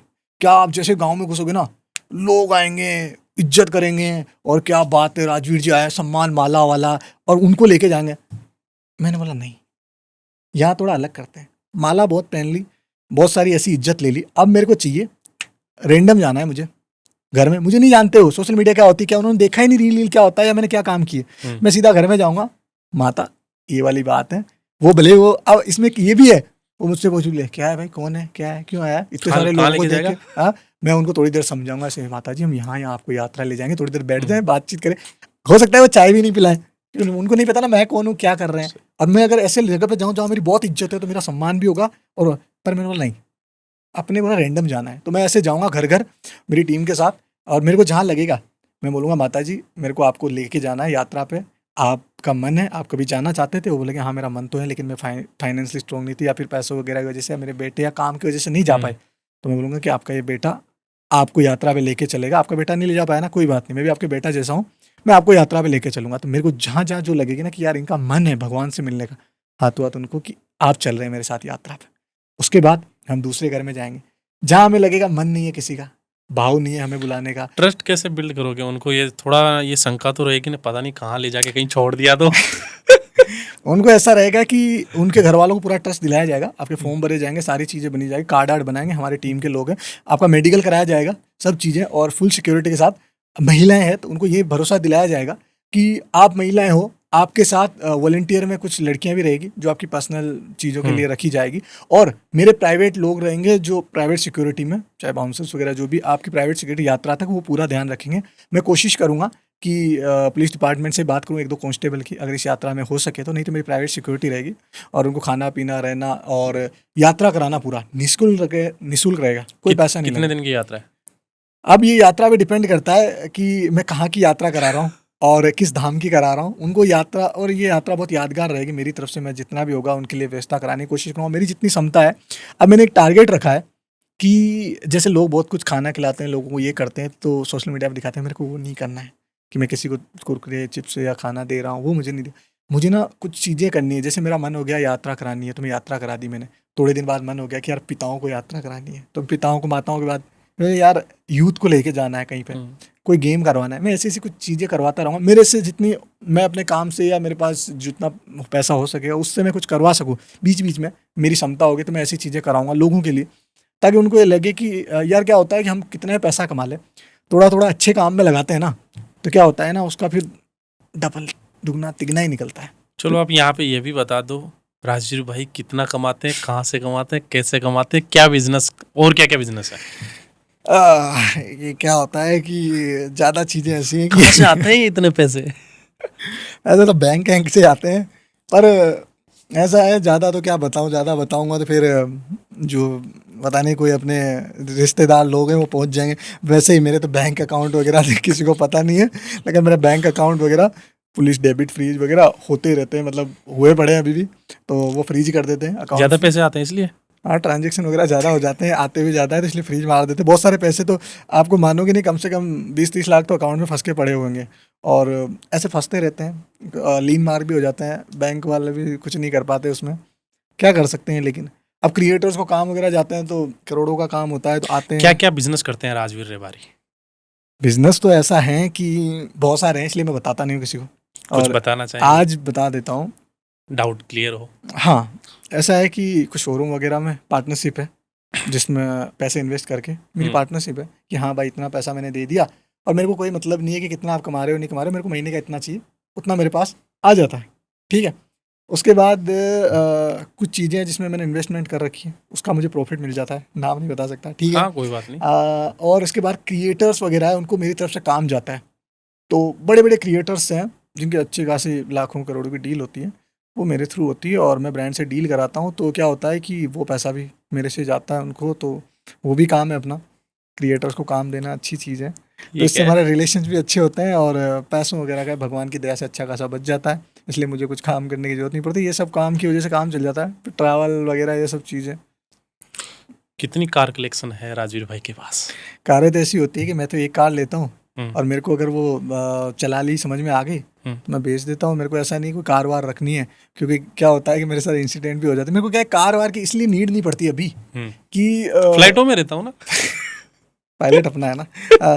तो क्या होता है कि फ्लाइट वगैरह मेरा ये ट्रेवल, क्या स्टोरी है पायलट अपना है, थोड़ा सा बताएंगे मुझे? वो बाद में बताऊंगा। ओके, ठीक क्या है। होता है कि हम लोग, जैसे मेरा ट्रैवल ज़्यादा रहता है, मैं कार से ट्रैवल कर ही नहीं पाता क्योंकि इतना लंबा रहता है ना। जैसे मैंने गाड़ी ली, पहले मान लो मैंने MG हेक्टर वगैरह गाड़ी ली पहले, तो जो भी गाड़ी लेता था मैं, तो गाड़ी से मैं कहीं भी आना जाना बहुत करता था। मुंबई गाड़ी लेके पहुंच गया, दिल्ली पहुंच गया, कोलकाता, मेरे जितना कार ड्राइव कोई नहीं कर सकता। मैं 2700 किलोमीटर कोलकाता यहाँ से गाड़ी लेके पहुंच जाता था, मुंबई अकेले? अकेले। और यूँ समझो कि पहले तो इतना था नहीं, कि पहले, अब तो टीम वाले लोग रहने लग गए। पहले मुंबई से घर आता था, रात को 1 बजे निकलता था, कोई मानता ही नहीं था, सुबह 10 बजे मैं घर आ जाता था, इतना इतना जल्दी? स्पीड से। अब लोग सोचते कैसे जाते हो, मैंने वही कहा, मैं सोच रहा हूँ भाई, दिल्ली पहुंच रहे हो रात सुबह हो जाती है। रात को 12-1 बजे मैं एग्जैक्ट निकलता था। आज भी मुझे गाड़ी दे दो, MG हेक्टर जैसी है, MG हेक्टर दे दो मेरी गाड़ी, सुबह 10 साढ़े 10 बजे मैं बूंदी सिटी राजस्थान पहुंच जाऊंगा। बीच में गुजरात आता है, पार करके पता नहीं कैसे आता था, फुल स्पीड में, कांच बंद रहते थे, गाने चलते थे, पता ही नहीं चलती थी हवा, गाड़ी चलती थी स्पीड में, पहुंच जाता था। कभी कोई एक्सीडेंट नहीं, भगवान की दया से साफ सुथरा, कभी कुछ नहीं हुआ मेरे साथ।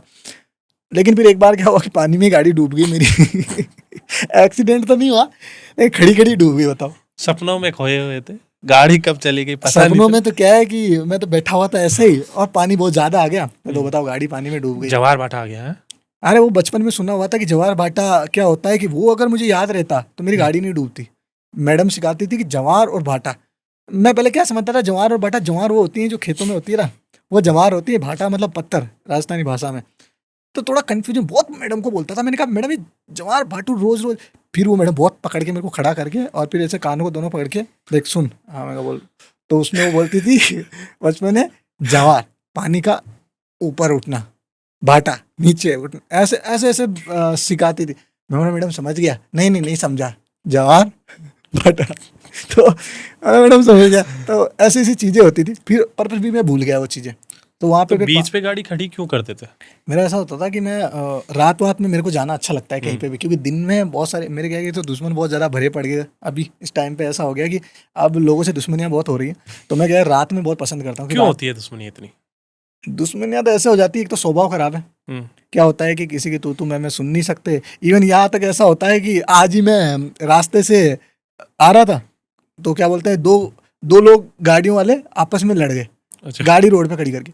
अब मेरे को बहुत बुरा लगता है, पता है क्या, मैं पीछे गाड़ी में और वो दोनों लड़ रहे हैं ना, मेरे को अंदर गुस्सा आ जाता है। अभी 2 मिनट में आज मेरी लड़ाई होने वाली थी, मैं कांच उतार के वहीं से चिल्ला रहा, अबे साइड में गाड़ियां कर लो, आपस में लड़ो यार, हम लोगों का क्यों टाइम खराब कर रहे हो। तो मेरे को ऐसी चीज़ों में गुस्सा आ जाता है।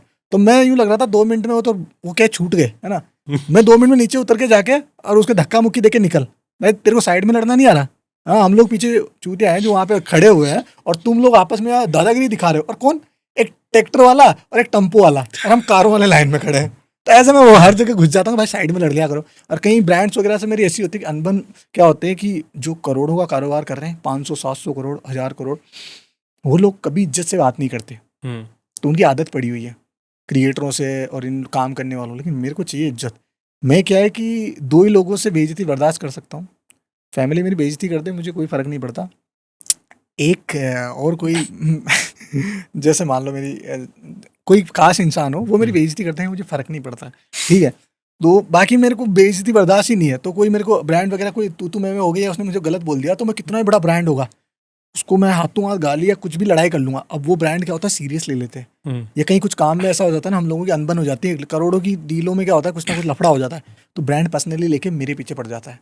अब उनके इतने कॉन्टैक्ट होते हैं, अब सोचो आप आजकल तो हज़ारों में मर्डर हो जाते हैं, वो करोड़ों का कारोबार कर रहे हैं डेली का, तो वो छोड़ देते हैं अपने पीछे दुश्मन कि ये पकड़ में आए बजा दो गेम। ऐसे भी लोग हैं, ठीक है?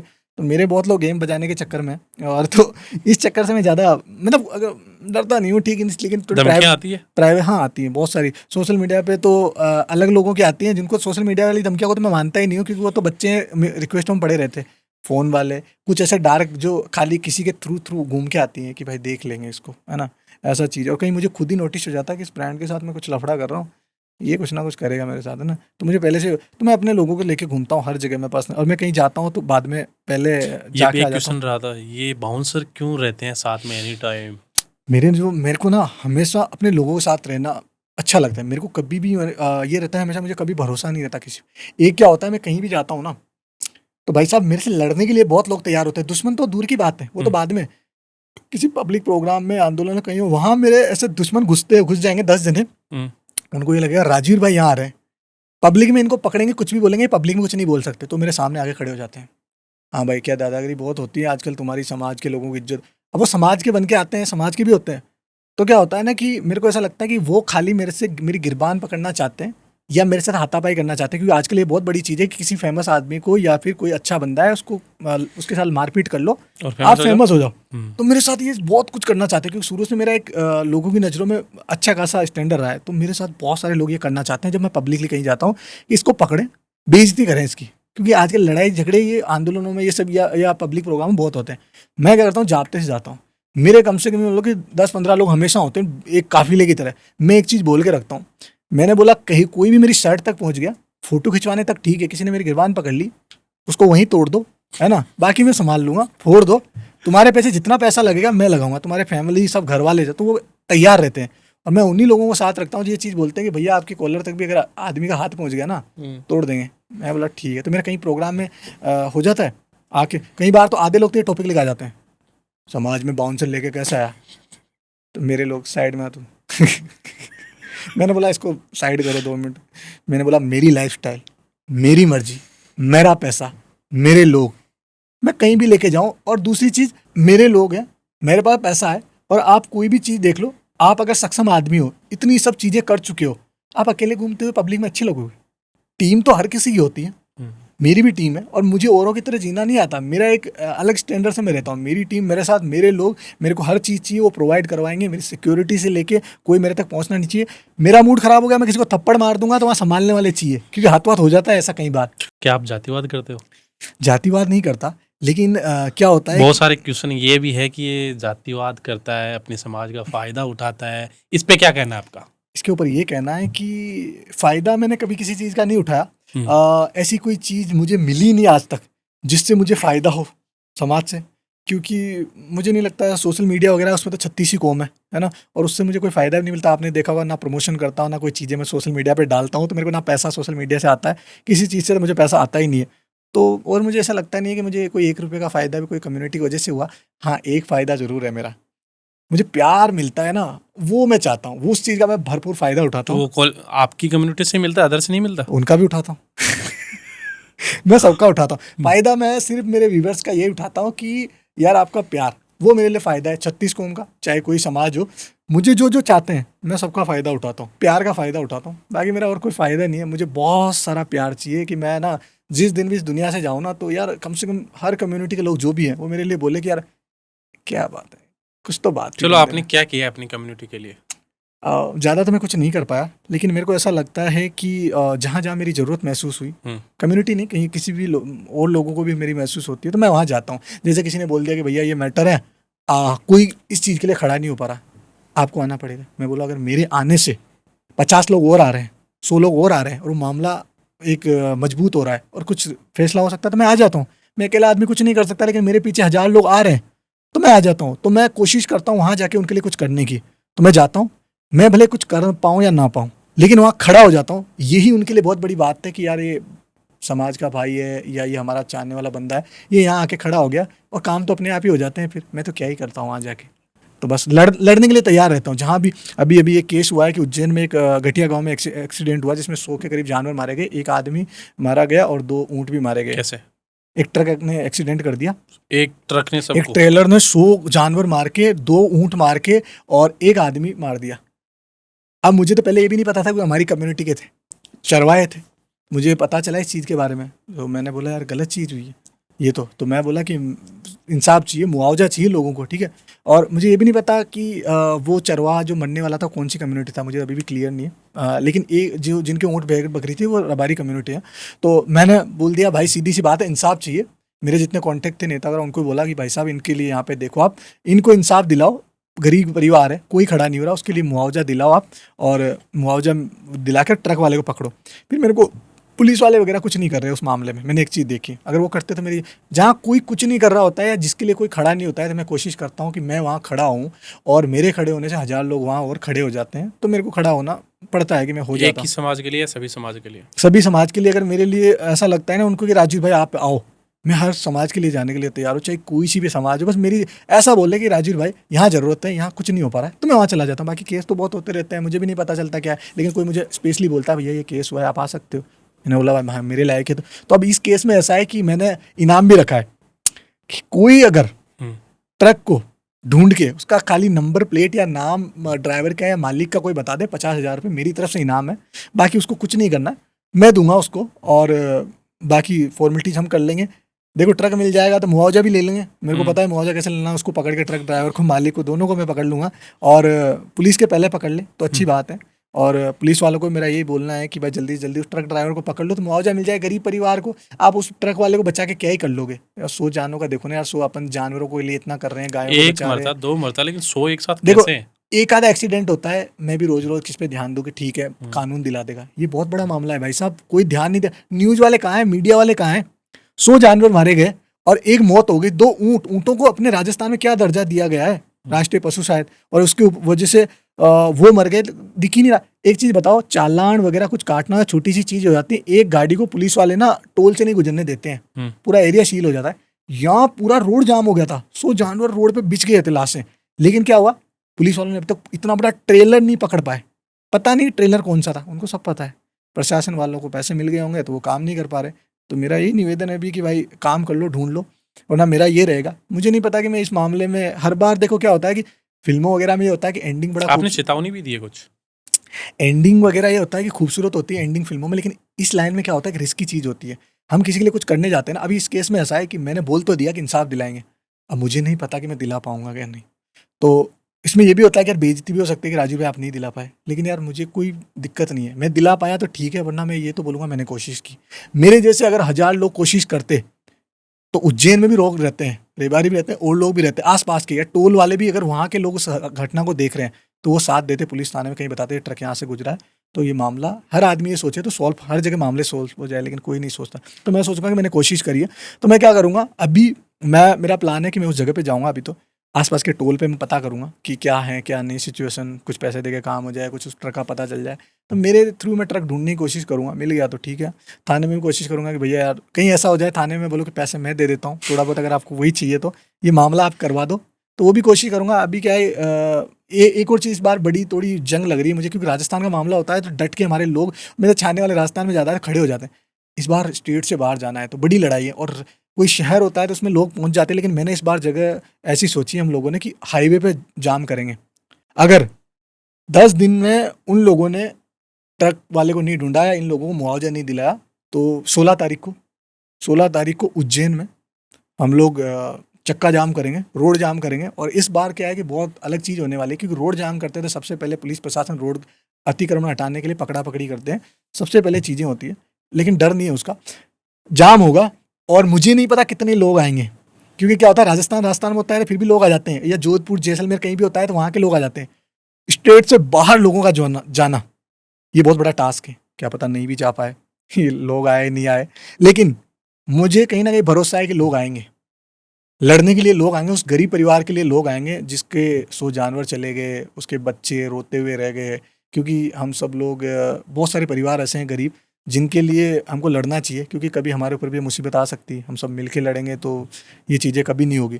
तो अब ऐसा है कि 16 तारीख को देखते हैं, इन्होंने फैसला किया तो ठीक है ना। कितने लोग राजस्थान से बाहर एमपी में आते हैं, उज्जैन में, मध्य प्रदेश में, और उस रोड पे कितने लोग इकट्ठा होते हैं, जाम कैसा होता है। शायद मैं अकेला खड़ा रह जाऊं, मुझे ये भी नहीं पता। मेरे साथ क्या पता लाखों हज़ारों लोग हो, मुझे ये भी नहीं पता। लेकिन लड़ेंगे, मैं अकेला जाऊँगा, कोई जाए नहीं जाए, मैं रोड पे अकेला जाके खड़ा हो जाऊँगा, उस परिवार के लिए लड़ूँगा और इंसाफ दिलाने की कोशिश करूँगा। फिर भी सरकार ने इंसाफ नहीं दिया, कुछ नहीं हुआ, तो मैं मेरे थ्रू ट्रक को ढूँढने की कोशिश करूँगा कहीं न कहीं से। ट्रक मिल गया तो मैं अपने शोर से, ट्रक वाले से पैसा निकलवाऊँगा, उस परिवार को दिलाने की कोशिश करूँगा। चाहे वो चरवाहा किसी कम्युनिटी का हो, मुझे कोई फ़र्क नहीं पड़ता। लड़ेंगे तो ज़रूर। राजवीर भाई, क्या रायका, रेबारी, देवासी, बिलोटिया, डांगर, बंजारा, मिरासी, क्या सब एक ही है या अलग अलग है? ये मुझे क्लियर कीजिए, बहुत बड़ा डाउट है। ये बहुत सारे लोगों का होता है, बहुत सारे लोग तो ऐसे खुद ही ऐड कर देते हैं हम भी एक ही है, हम भी रेबारी हैं, ऐसा कुछ नहीं है। रायका, हम्म, रेबारी और देवासी, ये जातियाँ एक ही है, हम्म, बस इनके नाम अलग अलग दिए गए हैं। और रायका, रेबारी, देवासी, बाकी इसके अलावा बंजारा समुदाय है, उनका अलग समुदाय है।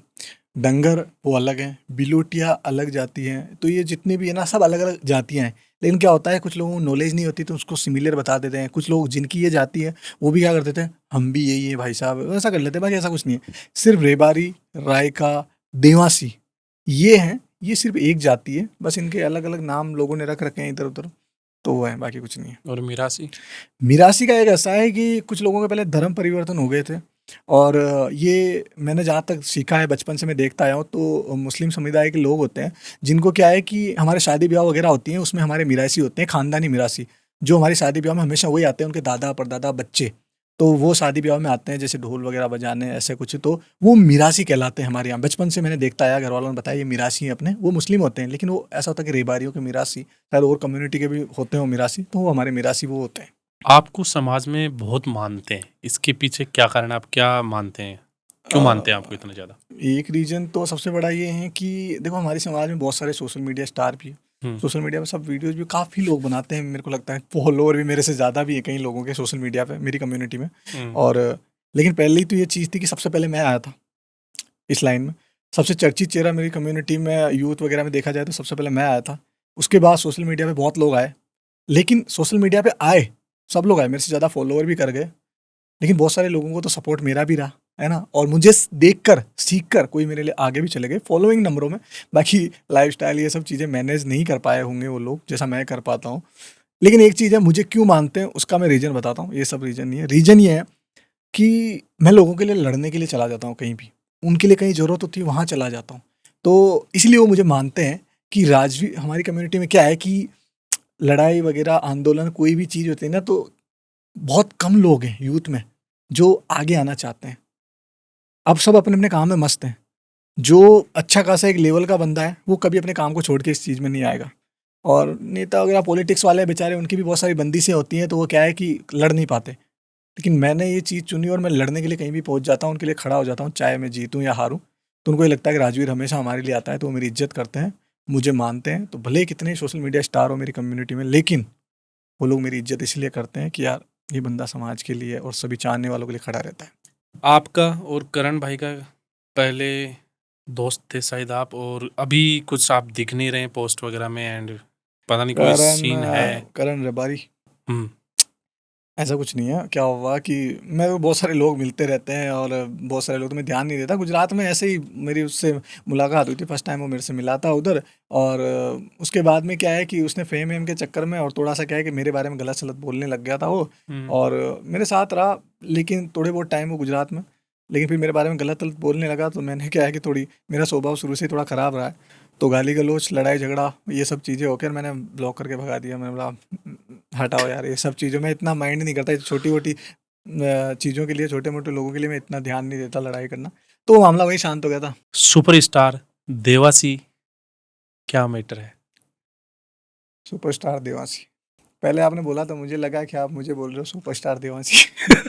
क्योंकि लोगों के लिए तो मैं ही हूँ, नाम रख लेने से सुपरस्टार देवासी नहीं बन जाते। लेकिन फिर भी सुपरस्टार देवासी के बारे में आपको बताता हूँ कि हमारा एक छोटे भाई जैसा ही है, क्रिएटर ही है और बहुत अच्छे वीडियोज़ वगैरह बनाता है, अच्छा काम कर रहा है। और जब ये लड़का मैंने देखा था शुरू में 7वीं 8वीं कक्षा में था, टिकटॉक टाइम पे वीडियो बनाता था, मस्त वीडियो बनाता था, गरीब घर क्या से एक्टिंग थी। क्या एक्टिंग थी, हार्ड टकला बन के कभी ऐसे कभी वैसे। लेकिन उसकी रिस्पेक्ट भी मैंने देखी कि एक टाइम ऐसा था, अब वो बोल लेगा नहीं ये चीज़ कहीं पे, वो मुझे पसंद करता था और उसके घर वाले भी। तो मेरा नाम अच्छा खासा था, मैं प्रोग्राम करता था बहुत सारी चीज़ें, तो समाज में अच्छी आज भी है, लेकिन पहले भी था। तो उस टाइम पे क्या है कि मैंने उससे बात करी, जब आगे से सबसे पहले मैंने ही बात करी थी उससे। उसको तो मैं वो मुझे जानता था, लेकिन उसको ये पता नहीं था मेरे से कैसे बात करे, क्या वो वीडियो बनाता। मैंने बोला यार वीडियो बड़े अच्छे बनाता है, तू अच्छा कर रहा है, अच्छा करते जा। उस टाइम पे वो स्ट्रगल टाइम पे था, वो गरीबी में था। तो उसको बहुत अच्छा लगा कि यार राजवीर भाई अच्छा कर रहे हो, है ना, और आपने मेरी तारीफ़ की ये वो। तो मैंने बातचीत करी, उनको अच्छा लगा। तो वो बोले कि भैया आप हमारे गाँव आओगे, यहाँ लोग क्या है वीडियो वगैरह बनाते थे तो उसको ऐसे मारा पीटी करते या थोड़ा बहुत उसके साथ गलत व्यवहार करते होंगे, तो यहाँ लोगों को अच्छा लगेगा कि आप आए। तो उसका बर्थडे था, वो बोले कि बर्थडे में आओगे मेरे में। मैं बोला ठीक है। तो मैं उस टाइम पे फिर वहाँ गया गाँव में, उसके गाँव में। लॉकडाउन का टाइम था वो। लॉकडाउन का टाइम पे मैं सुपरस्टार देवांशी के गाँव गया था। आप मानोगे नहीं, पहली बार का वीडियो आपको मिल जाएगा कि वहाँ जाने पर उसके गाँव के बहुत सारे लोग इकट्ठे हो गए कि मैं आ रहा हूँ मुझे देखने के लिए। कोई दीवारों पे ऐसे वैसे मेरी गाड़ी गई, मैंने बोला ये क्या है। उनके मम्मी पापा ने बढ़िया वो तिरपाल विरपाल खटिया वटिया बिछाए, सब बढ़िया सम्मान किया, बढ़िया माला वाला पहनाए। अच्छा लगा मुझे। वहाँ गया, उन्होंने बोला कि बहुत अच्छी बात, आप इतनी दूर से बच्चे के लिए आए, सब औरतें वगैरह सब इकट्ठी। मैंने बोला मेरे को उसके अंदर कुछ टैलेंट दिखा। उनको ये पता नहीं था ये लड़का आगे जाएगा। उस टाइम में ना गाँव को पता था ना उसके माँ बाप को पता था ये कुछ करेगा। माँ बाप बोलते हैं वीडियो बनाता है, यूँ क्या करे छोरा ये वो। मैंने बोला बहुत आगे जाएगा, मुझे देख रहे हो ना, बहुत आगे जाएगा, लंबी रेस का घोड़ा है, टेंशन की कोई बात नहीं, मैं जिम्मेदारी लेता हूँ, आप इसको काम करने दो। पूरे गाँव वालों को बोला कि तुम्हारा नाम चमकाएगा, सुपरस्टार देवांशीष ने नाम रखा है, बहुत सोच समझ के रखा है, सुपरस्टार बनेगा ये और इसमें एक्टिंग में दम है। तो मैंने उसके परिवार को बोला कि मैं इसको लेके जाऊँगा, मेरे साथ रखूँगा, तुम्हारा कुछ नहीं लगेगा, पैसा ऐसा जो भी है सब लगाऊंगा मैं, कुछ नहीं देना तुम्हें, और इसकी पढ़ाई वढ़ाई सब जिम्मेदारी मैं संभाल लूँगा और आपको भी पैसा मिलता रहेगा और सब चीज़ें होगी।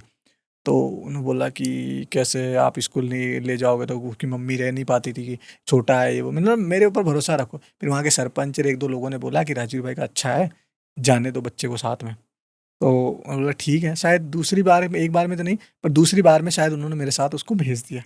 अब वो मेरे घर आया, मैं राजस्थान ही रहता था तब, तो मेरे घर पे रखा मैंने। हम साथ में, वो क्या है खाना नहीं खाता था। मैं जब आता था शाम को इधर उधर कुछ काम करके बाहर से, तो घर पे रहता था, मेरे छोटे भाई के साथ खेलता करता रहता था, मज़ा आता था उसको। तो वहाँ पे ऐसा था कि मैं जब आता था तो मेरे साथ ही खाना खाता था। मम्मी बोलती थी खाना ही नहीं खाता, तू नहीं आता तब तक। मैं बोला हाँ ठीक है कोई बात नहीं। हम लोग साथ में खाना खाते, घूमते फिरते। उसको ट्रैक्टर चलाना सिखाया मैंने, बहुत सारी चीज़ें चली। टिकटॉक चल रहा था अच्छा खासा सब। अचानक से क्या हुआ कि यार मेरे को ऐसा लगता है उसका भाई मुझे पसंद नहीं करता था, या फिर उसके भाई को ऐसा लगता था कि मुझे साथ में रहना चाहिए। लेकिन मैंने बोला यार अभी क्या है, ये मेरे साथ रहे तो अच्छा है, तुम अपना काम कर रहे हो करो। मैं अब दो दो लोगों को, मैं भी स्ट्रगल टाइम मतलब थोड़ा सा ऐसा है कि मैं दो दो लोगों को कैसे लेके घूमूं, मैं संभाल ही रहा हूँ काम। तो तो उसको शायद मैं पसंद नहीं हूँ क्या, उसको ऐसा लगता था कि मुझे इसको संभालना है भाई को, मुझे सारा देखना है, ये मेरे भाई की वो संभालेगा तो ये मेरी तो कोई जगह ही नहीं रही। इस वजह से क्या है पता नहीं कि उसने घर पे क्या बोला है क्या नहीं, क्योंकि घर वाले बोले कि यार गाँव वालों ने कुछ भड़काया होगा। और तुम्हारे गाँव वाले इतने दिन तो उसकी इज्जत नहीं करते थे, मैं ले जाते हैं कभी, मैं उसको ऑडी में घुमा रहा, कभी क्या हो रहा छोरे को तो बेच देगा, छोरे को ये कर देगा, छोरा तो पैसा कमा रहा है लाखों करोड़ों और वो राजवीर कमा रहा है, तो बुलाओ। तो उसके घर वाले भैया क्या हुआ, फ़ोन वोन करने लग गए और अचानक गाड़ी लेके पहुंच गए, है ना। घर पे। हाँ कि भैया हमारा छोरा भेज दो, ये वो बाप के वही आता जुड़े। अरे मैंने कहा ले जाओ, तुम्हारा ही छोरा है, मैं क्या करूँगा इसका, है।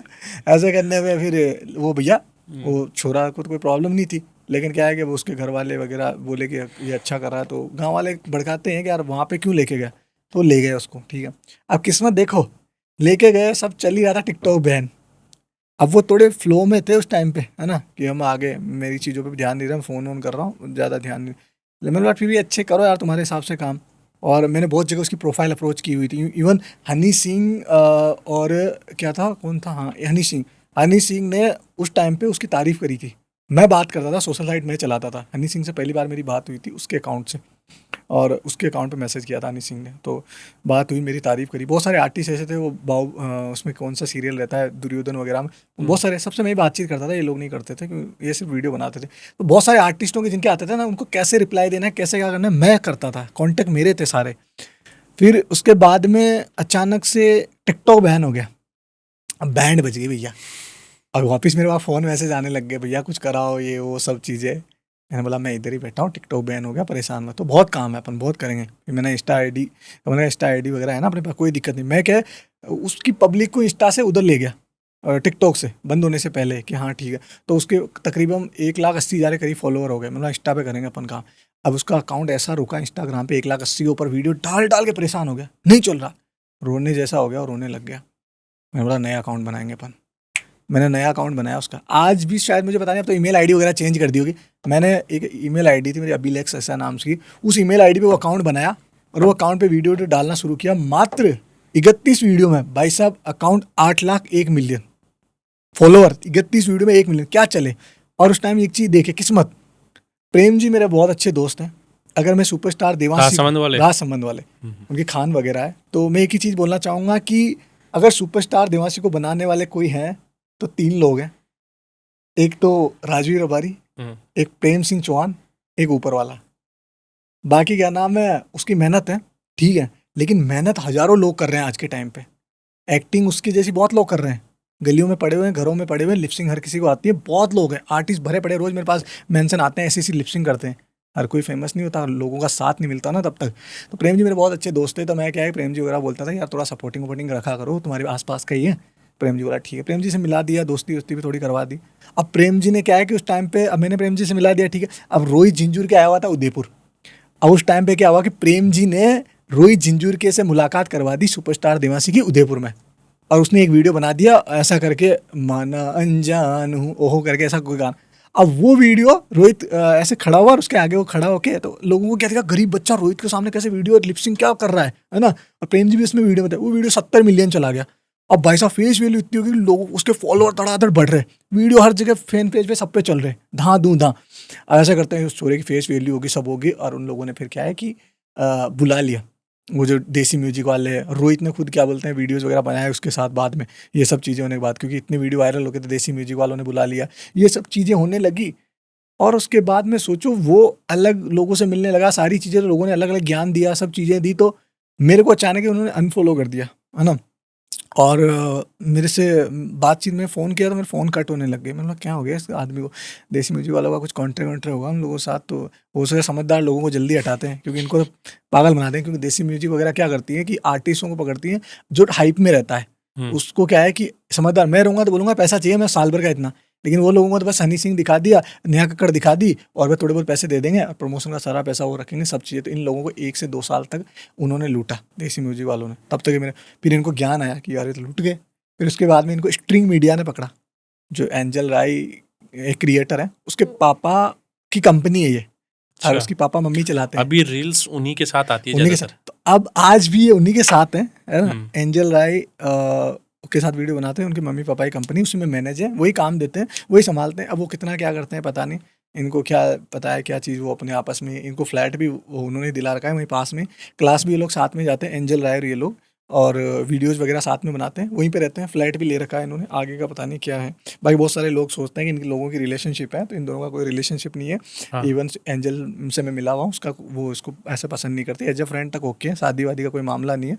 तो मुझे ये चीज़ें बुरी लगी कि यार सुपरस्टार देवांशी, ये लोग, इसको मैंने भाई की तरह समझा था, इसको एक बार ये चीज़ें सोचनी चाहिए थी कि यार इस आदमी ने उस टाइम सपोर्ट किया जब, है ना, इवन इतनी सी चीज़ है कि सुपरस्टार देवांशी को आज भी सामने बिठा के पूछो कि पहली बार अच्छे वाले जूते मैंने पहनाए थे, और उसके बाल भी मैंने कटवाए थे, और वो वीडियो 4 मिलियन था जिसके भी मैंने उसके बाल कटाए थे पहली बार जब अच्छे सैलून में ले जाके। तो उसको सोचना चाहिए कि मैं छोटे भाई की तरह उसके बाल कटा रहा हूँ, जूते बना रहा हूँ, शॉपिंग करा रहा हूँ, तो वो चीज़ें याद करनी चाहिए थी। लेकिन नहीं, उसके भाई ने पता नहीं क्या माइंड में भरा उसके, तो वो मेरे से ना कभी बातचीत नहीं हुई, कभी मेरी फ़ोन पे बात नहीं हुई। सोचो ये भी बात नहीं हुई भैया कैसे हो, या हमारा लफड़ा क्या हो। फिर मैंने छोड़ा भाड़ में जाए, कोई बात नहीं। मैंने फ़ोन करके एक दिन ऐसे ही फिर सुना दिया। मैंने बोला यार इतना सब कुछ करा तुम लोगों के लिए, और तुम लोगों ने ये सब चीज़ें करी, है ना।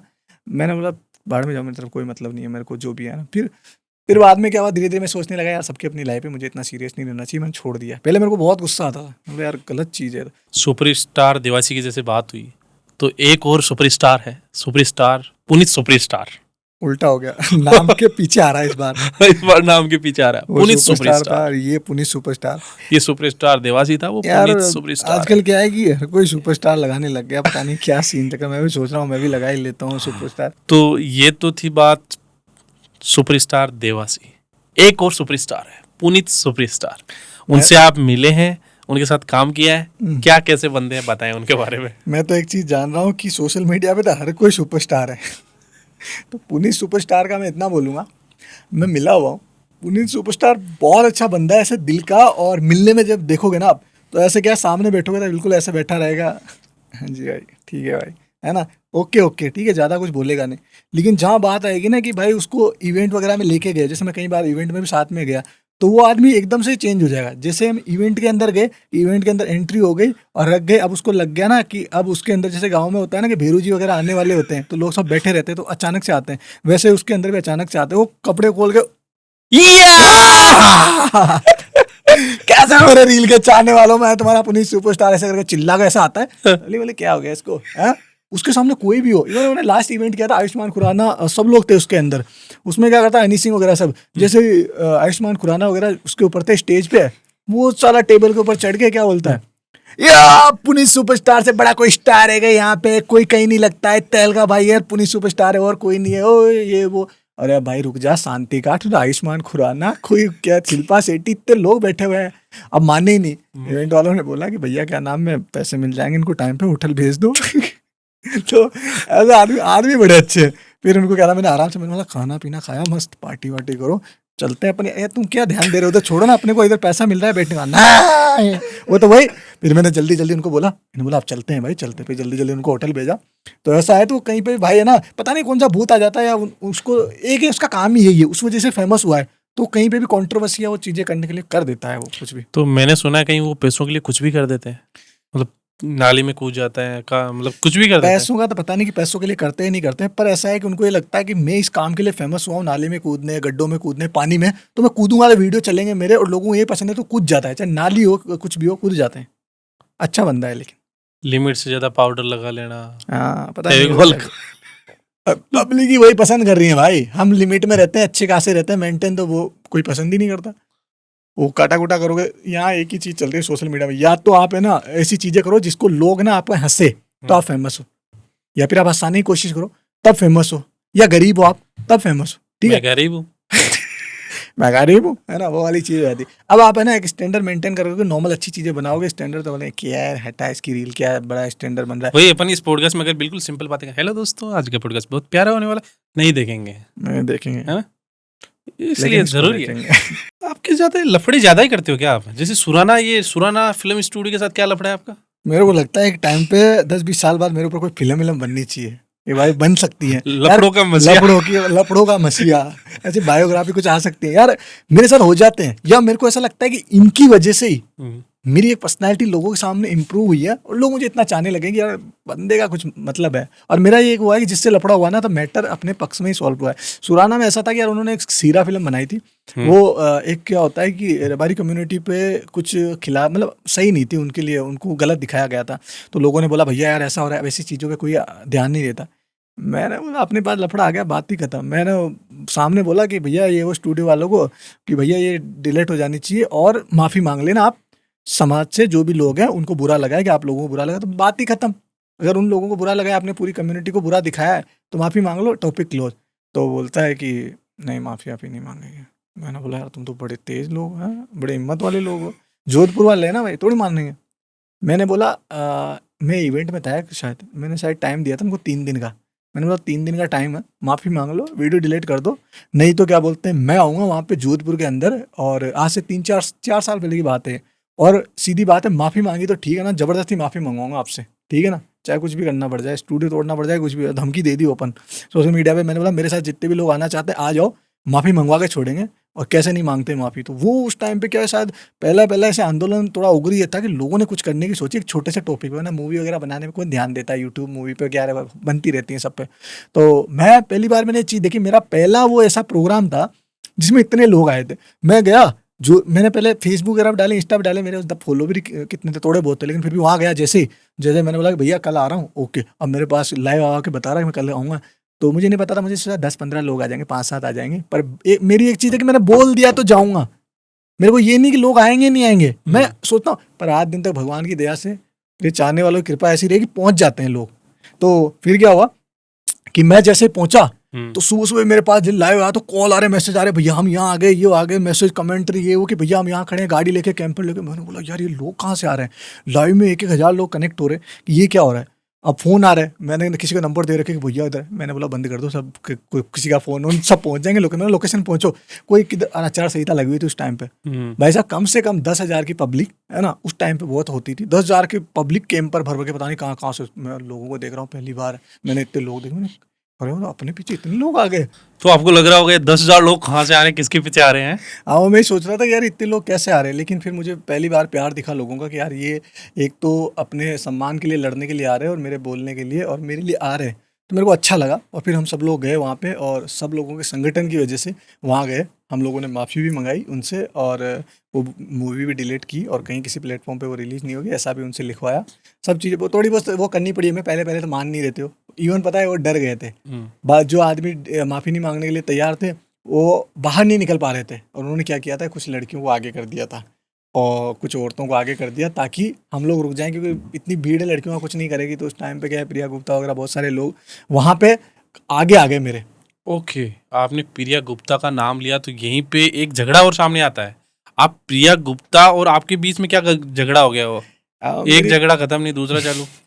मेरी कोई पर्सनल दुश्मनी नहीं थी उनसे। हाँ। बस ऐसा था कि मैं सुराना में अपने लोगों के लिए, अपने समाज का कोई सम्मान था उसके लिए लड़ने के लिए गया था। लेकिन क्या है, वो जानबूझ के उन लोगों के यहाँ वो काम करती थी तो वो सामने आई और वहाँ आके वो मेरे से लड़ने के लिए तैयार हो गई और मेरे ऊपर आ रही थी लड़ने के लिए और उसके साथ उसकी मम्मी, बहुत सारी औरतें थी। तो मेरे ऊपर ऐसे आ रही जैसे मेरी पर्सनल लड़ाई हो और उनको ये लग रहा था कि मेरे से वो लड़ाई झगड़ा करेंगे, हाथापाई तो केस वेस कुछ हो जाएगा, महिलाओं का ऐसा कुछ होता है। तो मैं उसको शांत कर रहा था। मैंने कहा भाई रुक जा, तू, तेरे से मेरा कोई मैटर नहीं है, मेरा अंदर उनसे ही मैटर। तो वो वीडियोज़ वगैरह सोशल मीडिया पे, टिकटॉक उस टाइम पे वायरल हो रहे थे कि प्रिया गुप्ता का राजू के पीछे झगड़ा, तो बाकी वो मेरे ऊपर आ रही थी। मैं तो रोक रहा था पब्लिक को, मैंने इतनी पब्लिक रोकी कि भैया रुक जाओ, पब्लिक मारने को तैयार थी, लड़की नहीं देख रही, बोले भैया बोलो। अगर गलती से वो जिस हिसाब से हाइपर हो रही थी, मैं गलती से उस दिन थोड़ा सा ऐसे बोल देता कि ठीक है, इतने लोग थे ना भाई, भीड़ का आपको पता है नाम नहीं होता है। एक किसी भाई ने क्वेश्चन किया, राजस्थानी होकर वे राजस्थानी एल्बम को प्रमोट नहीं करते, इसके पीछे क्या कारण है? यार ऐसा है कि मुझे ना पता है, यहाँ के जो लोग हैं ना, वो उनका काम करने का थोड़ा तरीका समझ में नहीं आता। अगर राजस्थान में अच्छे तरीके से काम किया जाए, कुछ लोग हैं जो अच्छा कर रहे हैं, ज़रूरी नहीं सारा अच्छा नहीं कर रहे, कुछ लोग अच्छा कर रहे हैं, ठीक है। और तो मुझे अच्छा लगता है। मैं इवन आप देखना मेरे पोस्ट वगैरह पे बहुत सारे गाने ऐसे हैं जो मैंने रील पे भी डाले हुए हैं। मैं राजस्थानी गाने ज़्यादा, मारवाड़ी गाने नहीं डालता अपनी रील वगैरह पे, लेकिन जो मुझे पसंद है, आप ये चीज़ देखो कि प्रकाश गांधी के जो बहुत पुराने गाने, जब मैं छोटा था तब सुनता था, देवनारायण के पता नहीं कहाँ, वो गाने तक मैंने इस जनरेशन में अपनी रील पे डाले हुए हैं। तो ऐसा नहीं कि मैं प्रमोट नहीं करता, लेकिन गानों में कुछ मज़ा होना चाहिए। वो गाने पुराने मुझे आज भी उनका ले, भाषा सब अच्छी लगती है तो मैं डालता हूँ। अब यार कुछ भी बनाओगे तो मैं क्यों उनको प्रमोट करूँगा, इसलिए मैं प्रमोट ही नहीं करता। वो अगर अच्छे तरीके से काम करेंगे, प्रमोट करेंगे। इवन मेरे पास राजस्थानी बहुत सारे गानों के ऑफर आते हैं, मैं नहीं करता क्योंकि मुझे पसंद ही नहीं है उनका। परमेन भाई का काम कैसा लगता है आपको? परमेन भाई का अच्छा काम है और अच्छे दोस्त हैं हमारे, और गाने वगैरह भी उनके काफ़ी अच्छे हैं। और क्या गाना आ रहा है उनके साथ आपका? बातचीत हुई थी हमारी इस बारे में गाने के लिए, और उनका कोई यारियाँ, मतलब दोस्ती पे कोई गाना है, तो परमेन भाई बोल रहे थे कि गाना करते हैं राजवीर भाई, ऐसा ऐसा। तो मैंने बोला ठीक है भाई, बता देना, घर वाला ही काम है, आपको जब करना हो कर लेंगे गाना, क्योंकि उनका काम अच्छा है। जिनका काम अच्छा होता है मैं उनको मना ही नहीं करता हूँ कि कर सकते हैं गाना, तो उनका काम अच्छा है। माँ वगैरह वाला भी गाना अच्छा था। अगर आपको बिग बॉस से ऑफर आता है तो क्या आप जाएंगे? ये कमाल की चीज़ है। वैसे तो ये सब चीज़ें पर्सनली रहती हैं, पब्लिकली हम जब करते हैं, जब हमारे साथ ये सब चीज़ें हो जाती है। अभी कुछ टाइम पहले, शायद 1-2 महीने पहले, और एंडमोल से मेरे पास आया था ऑफ़र। और ऑफ़र में ऐसा होता है कि ऑफ़र ये नहीं आता है आपके पास कि आप बिग बॉस में आ रहे हो कि नहीं आ रहे हो। इसमें ऐसा होता है कि उनका मेल वगैरह आता है आपके पास, या तो कलर करेगा या एंडमोल, बाकी सब फेक होते हैं आपके पास। तो मेरे पास आया था अभी उन लोगों का बातचीत करने के लिए। वो लोग मेरी प्रोफाइल में थोड़े से कन्फ्यूजिंग थे, जैसे मेरे लोग रहते हैं कि यार उनको क्या हर स्टेट से लोग चाहिए होते हैं कि यार हर जगह से लोग रहेंगे तो बिग बॉस में अच्छा तड़के वाले लोग चाहिए, मसाला वाले उनको। तो राजस्थान से भी वो लोग सर्च कर रहे होंगे, तो मेरी प्रोफाइल उनको थोड़ी अच्छी लगेगी। तो मेरे पास अभी बिग बॉस से आया उनका एंडमोल वालों का, तो उनकी मेरे साथ बातचीत हुई अभी रिसेंटली 1-1.5 महीने पहले, क्योंकि उनका नया सीजन आने वाला है उसके लिए। तो मैंने अपने बारे में बताई चीज़ें, कुछ चीज़ें उन्होंने मुझे बताया कि ऐसा कर सकते हो, वैसा कर सकते हो। कुछ में मैंने ना बोला, कुछ में मैंने हाँ बोला। और फिर उन्होंने बोला कि आपका पहले ऑनलाइन जो होगा, तो उसके अंदर बातचीत की हम लोगों ने, जूम पे बातचीत हुई हमारे। पहले क्या होता है बिग बॉस में, एक ही चीज़ होती है, पहले आपकी जूम पे बातचीत होती है उनकी टीम से, वहाँ उनको समझ आता है तो आपको फिर मुंबई बुलाते हैं, आमने सामने बातचीत करनी है, 2 ही राउंड होते हैं। तो मेरा वो हुआ, जूम पे हम लोगों ने करा, बातचीत हुई। उसके बाद में कुछ चीज़ें उनको समझ आई, कुछ चीज़ें उन्होंने बोला ऐसा कर सकते हो, मैंने बोला कुछ नहीं, कुछ पे हाँ ऐसी चीज़ें हो गई। उसके बाद उन्होंने बोला कि आपको हम बता देंगे जैसे ही कुछ अपडेट रहा, अगर हमें लगा कि आपकी प्रोफाइल हमारे लिए बेस्ट है तो आपको मुंबई आना होगा, कोई दिक्कत नहीं। मतलब कोई दिक्कत नहीं है मुझे। फिर इतनी सी डिस्कशन हुई न्यू सीज़न के लिए, बस फिर हमारी कोई बात नहीं हुई। अभी वो लोग मेरे कॉन्टैक्ट में है और वो मुझे प्रॉपर देख रहे हैं, लेकिन उन्होंने एक बार भी मुझे ये नहीं बोला कि आगे आप आओगे नहीं आओगे। इन फ्यूचर क्या पता उनको मैं अच्छा लग जाऊँ या कोई चीज़ उनको बेस्ट लग जाए तो मुझसे कॉन्टैक्ट करें, मेरा डाटा है उनके पास। आप जाओगे अगर बोला आता है उधर से तो? मैं जाऊँगा, क्या क्योंकि क्या होता है ना कि मैं बिग बॉस नहीं देखता। बात ऐसी है, ये शायद सुन के बिग बॉस वाले मुझे नहीं बुलाए, लेकिन बात ऐसी है कि मैं ऐसे देखता हूँ कि क्या हो रहा है, अब क्या चल रहा है, मैं ऐसे बैठ के नहीं देखता। मेरे को पता सब रहता है। क्या होता है कि यार बहुत सारी चीज़ें ऐसी चलती थी, क्या कर रहे हैं, मैं ये कर दूंगा, मैं वो कर दूंगा, पता नहीं क्या करते हैं। मतलब जो होता है ना एक बिल्कुल अल्फा टाइप के आदमी, वो अल्फा बनते हैं लेकिन अल्फा होते नहीं। बाहर तो देखो कैसे मिलने लग जाते हैं, अंदर ऐसे होते हैं। मेरा ऐसा है कि मैं जाऊँ ना तो थोड़ा राजस्थान के बारे में ऐसा कुछ थोड़ा बनाऊँ कि भाई राजस्थान से कोई बंदा है। मैं अगर बिग बॉस में गलती से चला गया तो बात ऐसी है कि मैं जैसा बाहर हूँ, हाँ क्या करोगे उधर? लोग ऐसा होता है जैसे बाहर होते हैं अंदर नहीं होते। मैं जैसा जाऊँगा बाहर हूँ वैसे ही अंदर रहूँगा। राजस्थान वाले प्राउड करेंगे कि यार कोई शेर बंदा गया है इधर से। और मैं एक चीज़ जानता हूँ कि अगर मैं चला गया तो पूरा राजस्थान सपोर्ट में आएगा मेरे कि यार कोई बंदा गया है। और वहाँ पे ऐसा है कि दब के रहने वाला कोई काम ही नहीं है भाई। अपना सीधा सिस्टम है कि अपन तरीके से खेलेंगे जैसे बाहर खेलते हैं। असली ज़िंदगी में खेल लिया अपन तो बिग बॉस क्या चीज़ है, तो वहाँ भी खेल लेंगे। और जैसे लोग होते हैं वहाँ पे ये कर देंगे वो कर देंगे, सिर्फ बोलते हैं। अपना सीधी बात नहीं है, अपने को दिमाग ख़राब हुआ है तो वहीं पेल देंगे। शो के अंदर ही कोई हो कितना ही बड़ा स्टार हो, अपन ही बोलेंगे भाई अपन सोशल मीडिया पे धमकियाँ नहीं देते, अपन ही बोलते हैं कि बाहर मिल। इधर ही क्या नाम है तू ज़्यादा देखो, सब प्यार मोहब्बत से इज्जत से हम वो वाले लोग हैं कि राम राम शाह वाले। सीधी सी बात है, कोई छाती पे चढ़ गया कि मैं तेरे को बाहर दिखाऊंगा तू क्या चीज़ है, इज्जत पे बात आ गई वहीं पेल के निकाल दो। निकालना है कोई बात नहीं, लेकिन इज्जत बढ़ा के आएंगे और जीतने का मौका नहीं छोड़ेंगे। दिल भी जीतेंगे लोगों के और शो भी जीतेंगे। और शो वालों को कभी ये चीज़ नहीं होने देंगे कि यार बंदा सही नहीं खेल रहा है। इज्जत से खेलेंगे और तरीके से खेलेंगे, दब के नहीं रहेंगे। तो ऐसा मौका मिला इन फ्यूचर मिल जाए, तगड़ा तरीके से खेलेंगे। सोशल मीडिया का क्या करियर है, फ्यूचर क्या देखते हैं आप सोशल मीडिया का? अगर कोई नया आर्टिस्ट आना चाहे तो क्या कहना चाहेंगे उनको आप? मेरे हिसाब से अब ना है।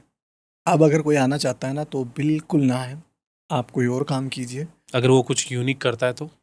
बहुत कम केस ऐसे हैं जिसके अंदर आप अच्छा कर सकते हो। बहुत जैसे 100 में से अब 5 लोग या 10 लोग ऐसे हैं जो अगर यूनिक करते हैं, कुछ बेस्ट करते हैं, उनके लिए अपॉर्चुनिटीज़ है।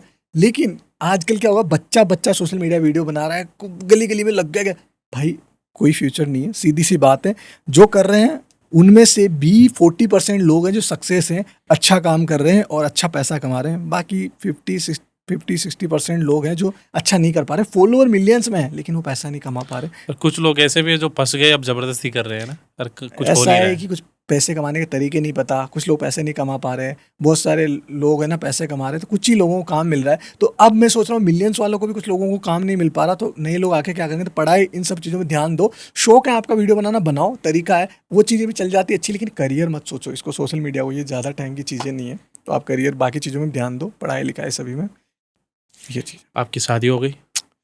शादी का ऐसा सीन है कि शादी करेंगे। लोगों का बहुत सारे सवाल होते हैं कि भाई शादी कब करोगे, ये वो। ये बढ़िया सवाल पूछा, क्योंकि लोग बागों को होता है कि भैया शादी क्या सीन है। शादी करेंगे लेकिन अभी नहीं करेंगे। शादी का है कि मेरा कम से कम 2-3 साल बाद शादी करने का प्लान है और किन से करेंगे वो फाइनल है? फाइनल कर रखा है। लेकिन ओके, क्या है कि एक क्वेश्चन इसके साथ और वो भी बता दीजिए मुझे हम्म, कि लोग ये पूछते हैं कि जो मिस्टर राजस्थान रहा है, हम्म, मतलब रहा हुआ है पहले, हम्म। उनके जीएफ वीएफ तो खूब होगी और खूब पे दिल आया होगा। जीएफ खूब रही लेकिन दिल सब पे नहीं आया। दिल वाली बात पे मैं आपको रोकूंगा कि मेरी ना अब तक ये चीज़ बोलूँगा तो पहली बार बोल रहा हूँ, लोग मुझे बुरा समझे या फिर मेरा थोड़ा सा कैरेक्टर ऐसा समझे। बात ऐसी है कि मैं जिस लाइफ स्टाइल में जिन चीज़ों में रहा था पहले, मॉडलिंग इन सब चीज़ों में, तो मेरी अब तक मैं तो सोचता था कि संजू बाबा को देख के लोग शॉक्ड होते कि इतनी गर्लफ्रेंड कैसे रह गई। मैं बोला इतना शॉक्ड होने की क्या ज़रूरत है, 150 तो पार मैं खुद कर गया। 150 बार? तो बात ऐसी है कि संजू बाबा 200 पार कर गए और संजय दत्त है, मैं 150 पार कर गया। मैं तो राजवीर हूँ, मैं तो नॉर्मल इंसान हूँ। मैं तो इतनी सब चीजें कि तो दिल नहीं आया। भाई 150 पार कर चुके हैं। फिर क्या हुआ कि मैं और पार करता, ओके। लेकिन क्या हुआ फिर कोई पसंद आ गया मुझे, वो तो फाइनल वाली आ गई। फाइनल वाली आ गए। फिर फाइनल खेल गया मैं। तो फिर उसके बाद में 150-150 वो सब गायब, दिल आ गया। फिर मैंने गर्लफ्रेंड वगैरह बनाना छोड़ दिया। उसके बाद बस मस्त हैं और एक लड़की पसंद है। बस। क्या आपकी प्रोफाइल में एक लड़की के अलावा किसी और के मैसेज नहीं आते?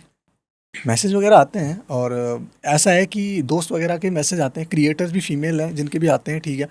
रिक्वेस्ट में जो क्रिएटर नहीं है, इवन मेरे पास रिक्वेस्ट में तो बहुत सारी पड़ी हुई होगी, सबके पास ही रहती है, ठीक है। भगवान की दया से थोड़ी बहुत शक्ल ठीक ठाक है, तो लड़कियों के मैसेज आ जाते हैं।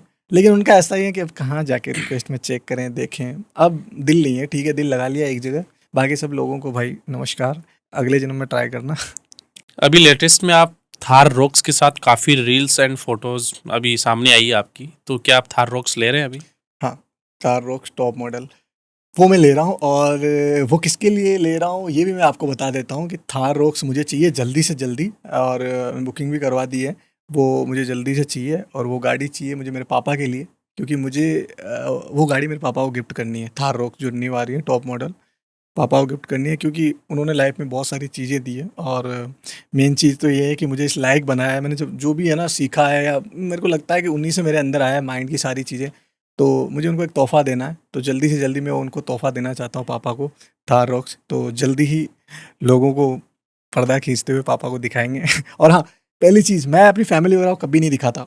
हम लोग घूमते फिरते हैं, पापा के साथ भी घूमता हूँ, मम्मी के पास घूमता हूँ, लेकिन मैं सोशल मीडिया पे ज़्यादा दिखाता नहीं हूँ, क्योंकि मैं नहीं चाहता कि मेरी वजह से कभी कोई प्रॉब्लम फैमिली पे आए। आपके पास कौन सी गाड़ी है अभी? मेरे पास MG हेक्टर है, जो कि अभी पानी में डूब गई थी। तो वो, इसके अलावा? और उसके अलावा मेरे पास अभी एक और गाड़ी है जो टाटा सवारी। अब ऐसा है कि अब मैं जो लेने वाला हूँ तो वो टाटा रॉक्स है, और बाकी मुझे टाटा रॉक्स क्या, थार रॉक्स। थार रॉक्स जो मैं घर पे देने वाला हूँ। और अब गाड़ियों वगैरह का मुझे ज़्यादा शौक नहीं है, मतलब गाड़ियों का ऐसा है कि मेरे को चाहिए ही नहीं। राजवीर रेवारी को किन चीज़ों का शौक है, क्या करना पसंद है? ट्रैवल, मुझे घूमना फिरना, पैसा कमाना पसंद है, बस पैसा पैसा। क्या मुझे ना बहुत सारा पैसा चाहिए। क्या रूटीन रहता है राजवीर रेवारी का डेली का, क्या करता है? देखो, मेरे हिसाब से, जिस हिसाब से मेरी लाइफस्टाइल है, लोगों को लगता है मैं बहुत हार्ड वर्क करता हूँ, लेकिन एक चीज़ मैं बता देता हूँ कि मैं सोता रहता हूँ, ठीक है। मेरा ऐसा रूटीन है कि मैं रात भर जगा रहता हूँ, मस्ती करता हूँ, घूमता हूँ फिरता हूँ, मेरा काम अपने आप चलते रहते हैं, सारे काम मेरे लोग मेरा काम करते रहते हैं, और मेरे जो भी कॉल होते हैं या काम होते हैं तो कॉल पे कर देता हूँ, या कोऑर्डिनेट करना होता है, ठीक है। ज़्यादा मुझे ज़रूरत नहीं है, मैं घूमता फिरता रहता हूँ, ट्रैवल करते करते भी काम कर लेता हूँ, कहीं भी रहते रहते भी काम कर लेता हूँ। तो ऐसा रहता है रूटीन। तो बाकी ऐसा है कि मैं एक डील कर लेता हूँ, आज तो मैं 5 दिन में फ्री रहूँ, तब भी मेरे को कोई दिक्कत नहीं है। तो भगवान की दया से ऐसा काम है, किसी की कोई गुलामी नहीं, जब चाहे फ्लाइट पकड़ के कहीं भी घूमने निकल जाते हैं। तो घूमना फिरना पसंद है। यार दोस्तों के लिए कुछ कहना चाहोगे? यार दोस्तों के लिए सिर्फ इतना सा बोलूँगा कि मेरे ऐसे तो बहुत सारे दोस्त हैं, सभी प्यारे हैं, सभी अच्छे हैं। जिसने बुरा किया वो भी अच्छा है, जिसने अच्छा किया, सब दोस्तों को मेरा बहुत सारा प्यार। बहुत सारे दोस्त मिले, धोखा इतने दिया। पैसे कमाते हो तो दोस्त ज़्यादा नहीं बनते? अब क्या है कि पहले जो दोस्त मिलने थे ना, जैसे मेरा एक दोस्त है बहुत पुराना, महेंद्र नाम है उसका, आपका नाम है, जैसे जैसे मैंने उसका एक पहले बुराई की थी, अब अच्छा ही बोल देता हूँ।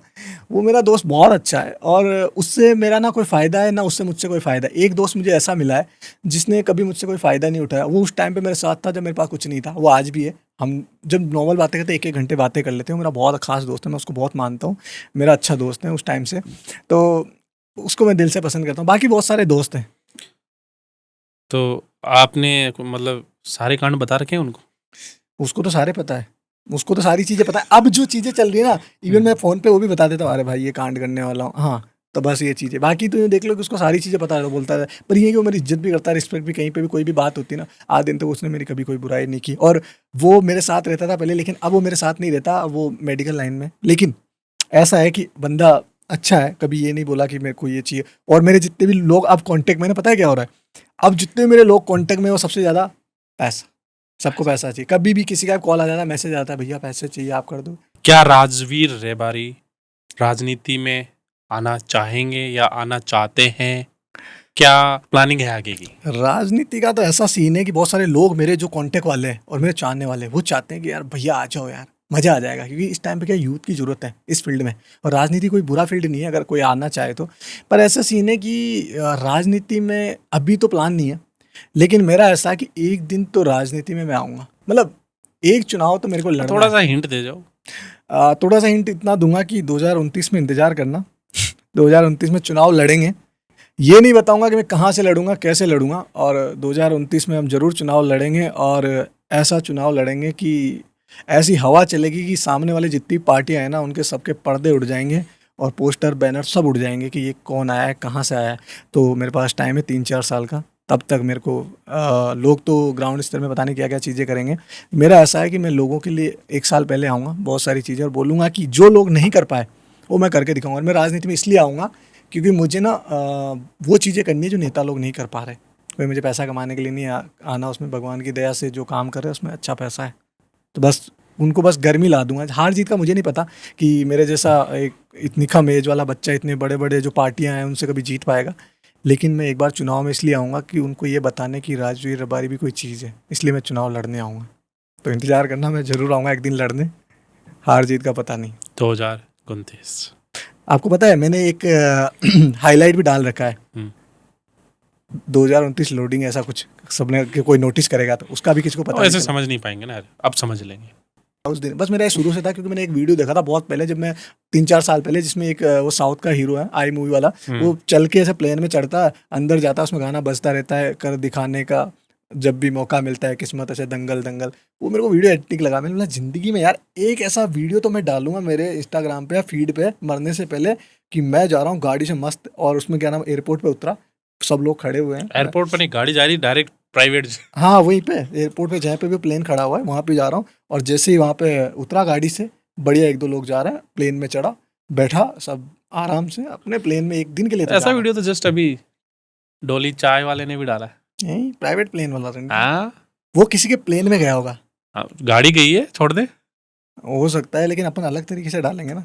वो शायद किसी के इवेंट में गया, हम खुद करके जाएंगे। चाइना गए वो, चाइना गया तो डोली टफरी चाय और वाला डोली कौन है? वाला की तो बात ही अलग है भाई, चाय वाले तो हर जगह फेमस हो रहे हैं। तो राजवीर भाई, अपना लास्ट राउंड होता है रैपिड फायर का, जिसमें मैं, जैसे आप बहुत सारे आर्टिस्ट के साथ काम किया है, एक्टर्स के साथ काम किया है, तो मैं उनका नाम लूंगा, उनके बारे में आप क्या सोचते हैं, कैसे लगते हैं, वो मुझे आप बताएं।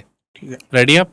हनी सिंह, मिलनसार बंदा है, बॉबी देओल, स्मोकर, आयुष्मान खुराना, अच्छा बंदा है, रितेश देशमुख, बातचीत अच्छी कर लेता है, एलविस यादव, सिस्टम, अक्षय कुमार, थोड़ा सा फिटनेस ठीक है, पूजा हिगड़े, प्यारी है, शिल्पा शेट्टी, बूढ़ी नहीं हो रही, शहनाज, सहनाज जितनी क्यूट बनती है उतनी है नहीं, कटारिया, अच्छा है, फुकरा इंसान, ओके ओके। पुनीत सुपरस्टार। तो राजवीर भाई, ये था आज का पॉडकास्ट, कैसा लगा आपको? बढ़िया लगा यार महेंद्र भाई, आपसे मिले, मतलब मज़ा आ गया, पता ही नहीं चला टाइम का। वैसे तो लोग बाग बोलते होंगे यार कि रात कैसे गुजर गई, लेकिन मुझे लगता है कि ऑलमोस्ट अपने को 5 घंटे हो गए या 4 घंटे, पता ही नहीं चला 5-4 घंटे कब हो गई। मेरे को तो मेरी आंखों में कोई नींद नहीं दिख रही। आज आपके साथ पॉडकास्ट करके काफ़ी मज़ा आया, और आपके चाहने वालों के सारे क्वेश्चन के आज आपने आंसर दिए हैं। मैंने बहुत सारे जितने भी क्वेश्चन उन्होंने किए थे पिक किए, ताकि वो भी खुश हुए भाई अपनी क्वेश्चन पूछे हैं भाई ने। मैं स्पेशली इसी चीज़ के लिए आया था कि बहुत सारे लोगों के सवालों के जवाब नहीं दे पाता, मैं सोशल मीडिया पे इतना एक्टिव नहीं रहता ना, वीडियोस डालता वगैरह, बहुत सारे लोग डालते रहते हैं। मैं इसीलिए आया था, जब आपने मुझसे बात करी मैंने कहा यार मेरे चाहने वालों के जवाब भी मिल जाएंगे और आपसे बातचीत भी हो जाएगी। तो आज सभी को जवाब मिल गया, अब कमेंट में लोग नहीं पूछेंगे भैया क्या है क्या नहीं है। ओके, जो भी आपके चाहने वाले अभी ये जो पॉडकास्ट देख रहे हैं, आपकी तरफ से कोई मैसेज हो? तो मैं सबसे पहले तो आपको थैंक यू बोलता हूँ कि भाई आपने जो हमारा YTM पॉडकास्ट है वहाँ पे मुझे बुलाया, उसके लिए शुक्रिया। और मैं सभी जितने भी चाहने वाले हैं उन्हीं को एक ही चीज़ बोलूँगा कि सही काम करो, अच्छे काम करो, जो भी काम कर रहे हो उसमें अपना 100% दो। और आपको लग रहा है कि यार ये काम सही नहीं है तो कोई और काम में ट्राई करो, रुको मत, आप ट्राई करते रहोगे, जिसमें आप बेस्ट होंगे तो एक दिन सक्सेस हो ही जाओगे। और गलत काम कभी मत करो। एक और चीज़ आप सभी लोगों से बोलना चाहूँगा कि आजकल बहुत सारे लोग सट्टे वगैरह इन सब चीज़ों में बर्बाद हो रहे हैं, तो आपको मैं बोलूँगा कि इन सब चीज़ों में मत पड़ो। इन सब चीज़ों में कोई मिलियनर नहीं बनता, वो सिर्फ सपने दिखाए जाते हैं आपको। तो आपको सिर्फ इतना सा कहना चाहता हूँ कि मेहनत करो, सट्टेबाजी इन सब चीज़ों में मत पड़ो, बर्बाद होगी। बहुत सारे स्टूडेंट बर्बाद हो जाते हैं इन सब चीज़ों में। तो बस मेहनत करो, हार्ड वर्क करो, पढ़ाई करो, बहुत सारी चीज़ें करो, सक्सेस होकर दिखाओ। और कहीं भी आपकी ज़रूरत पड़ती है तो अपनी यूथ पावर दिखाओ और गरीबों का साथ दो। और ये जो खाना पीना रोडों पे लोगों को बांटना है उससे कुछ नहीं होता। कहीं कहीं लड़ो लोगों के लिए, जहाँ जहाँ आपकी ज़रूरत महसूस होती है वहाँ पे। और जहाँ जहाँ आप जाओगे तो हम सब लोग मिलकर अगर ये काम करेंगे तो सब लोगों के लिए लड़ सकते हैं। तो थैंक यू, राम राम सा। राम राम से।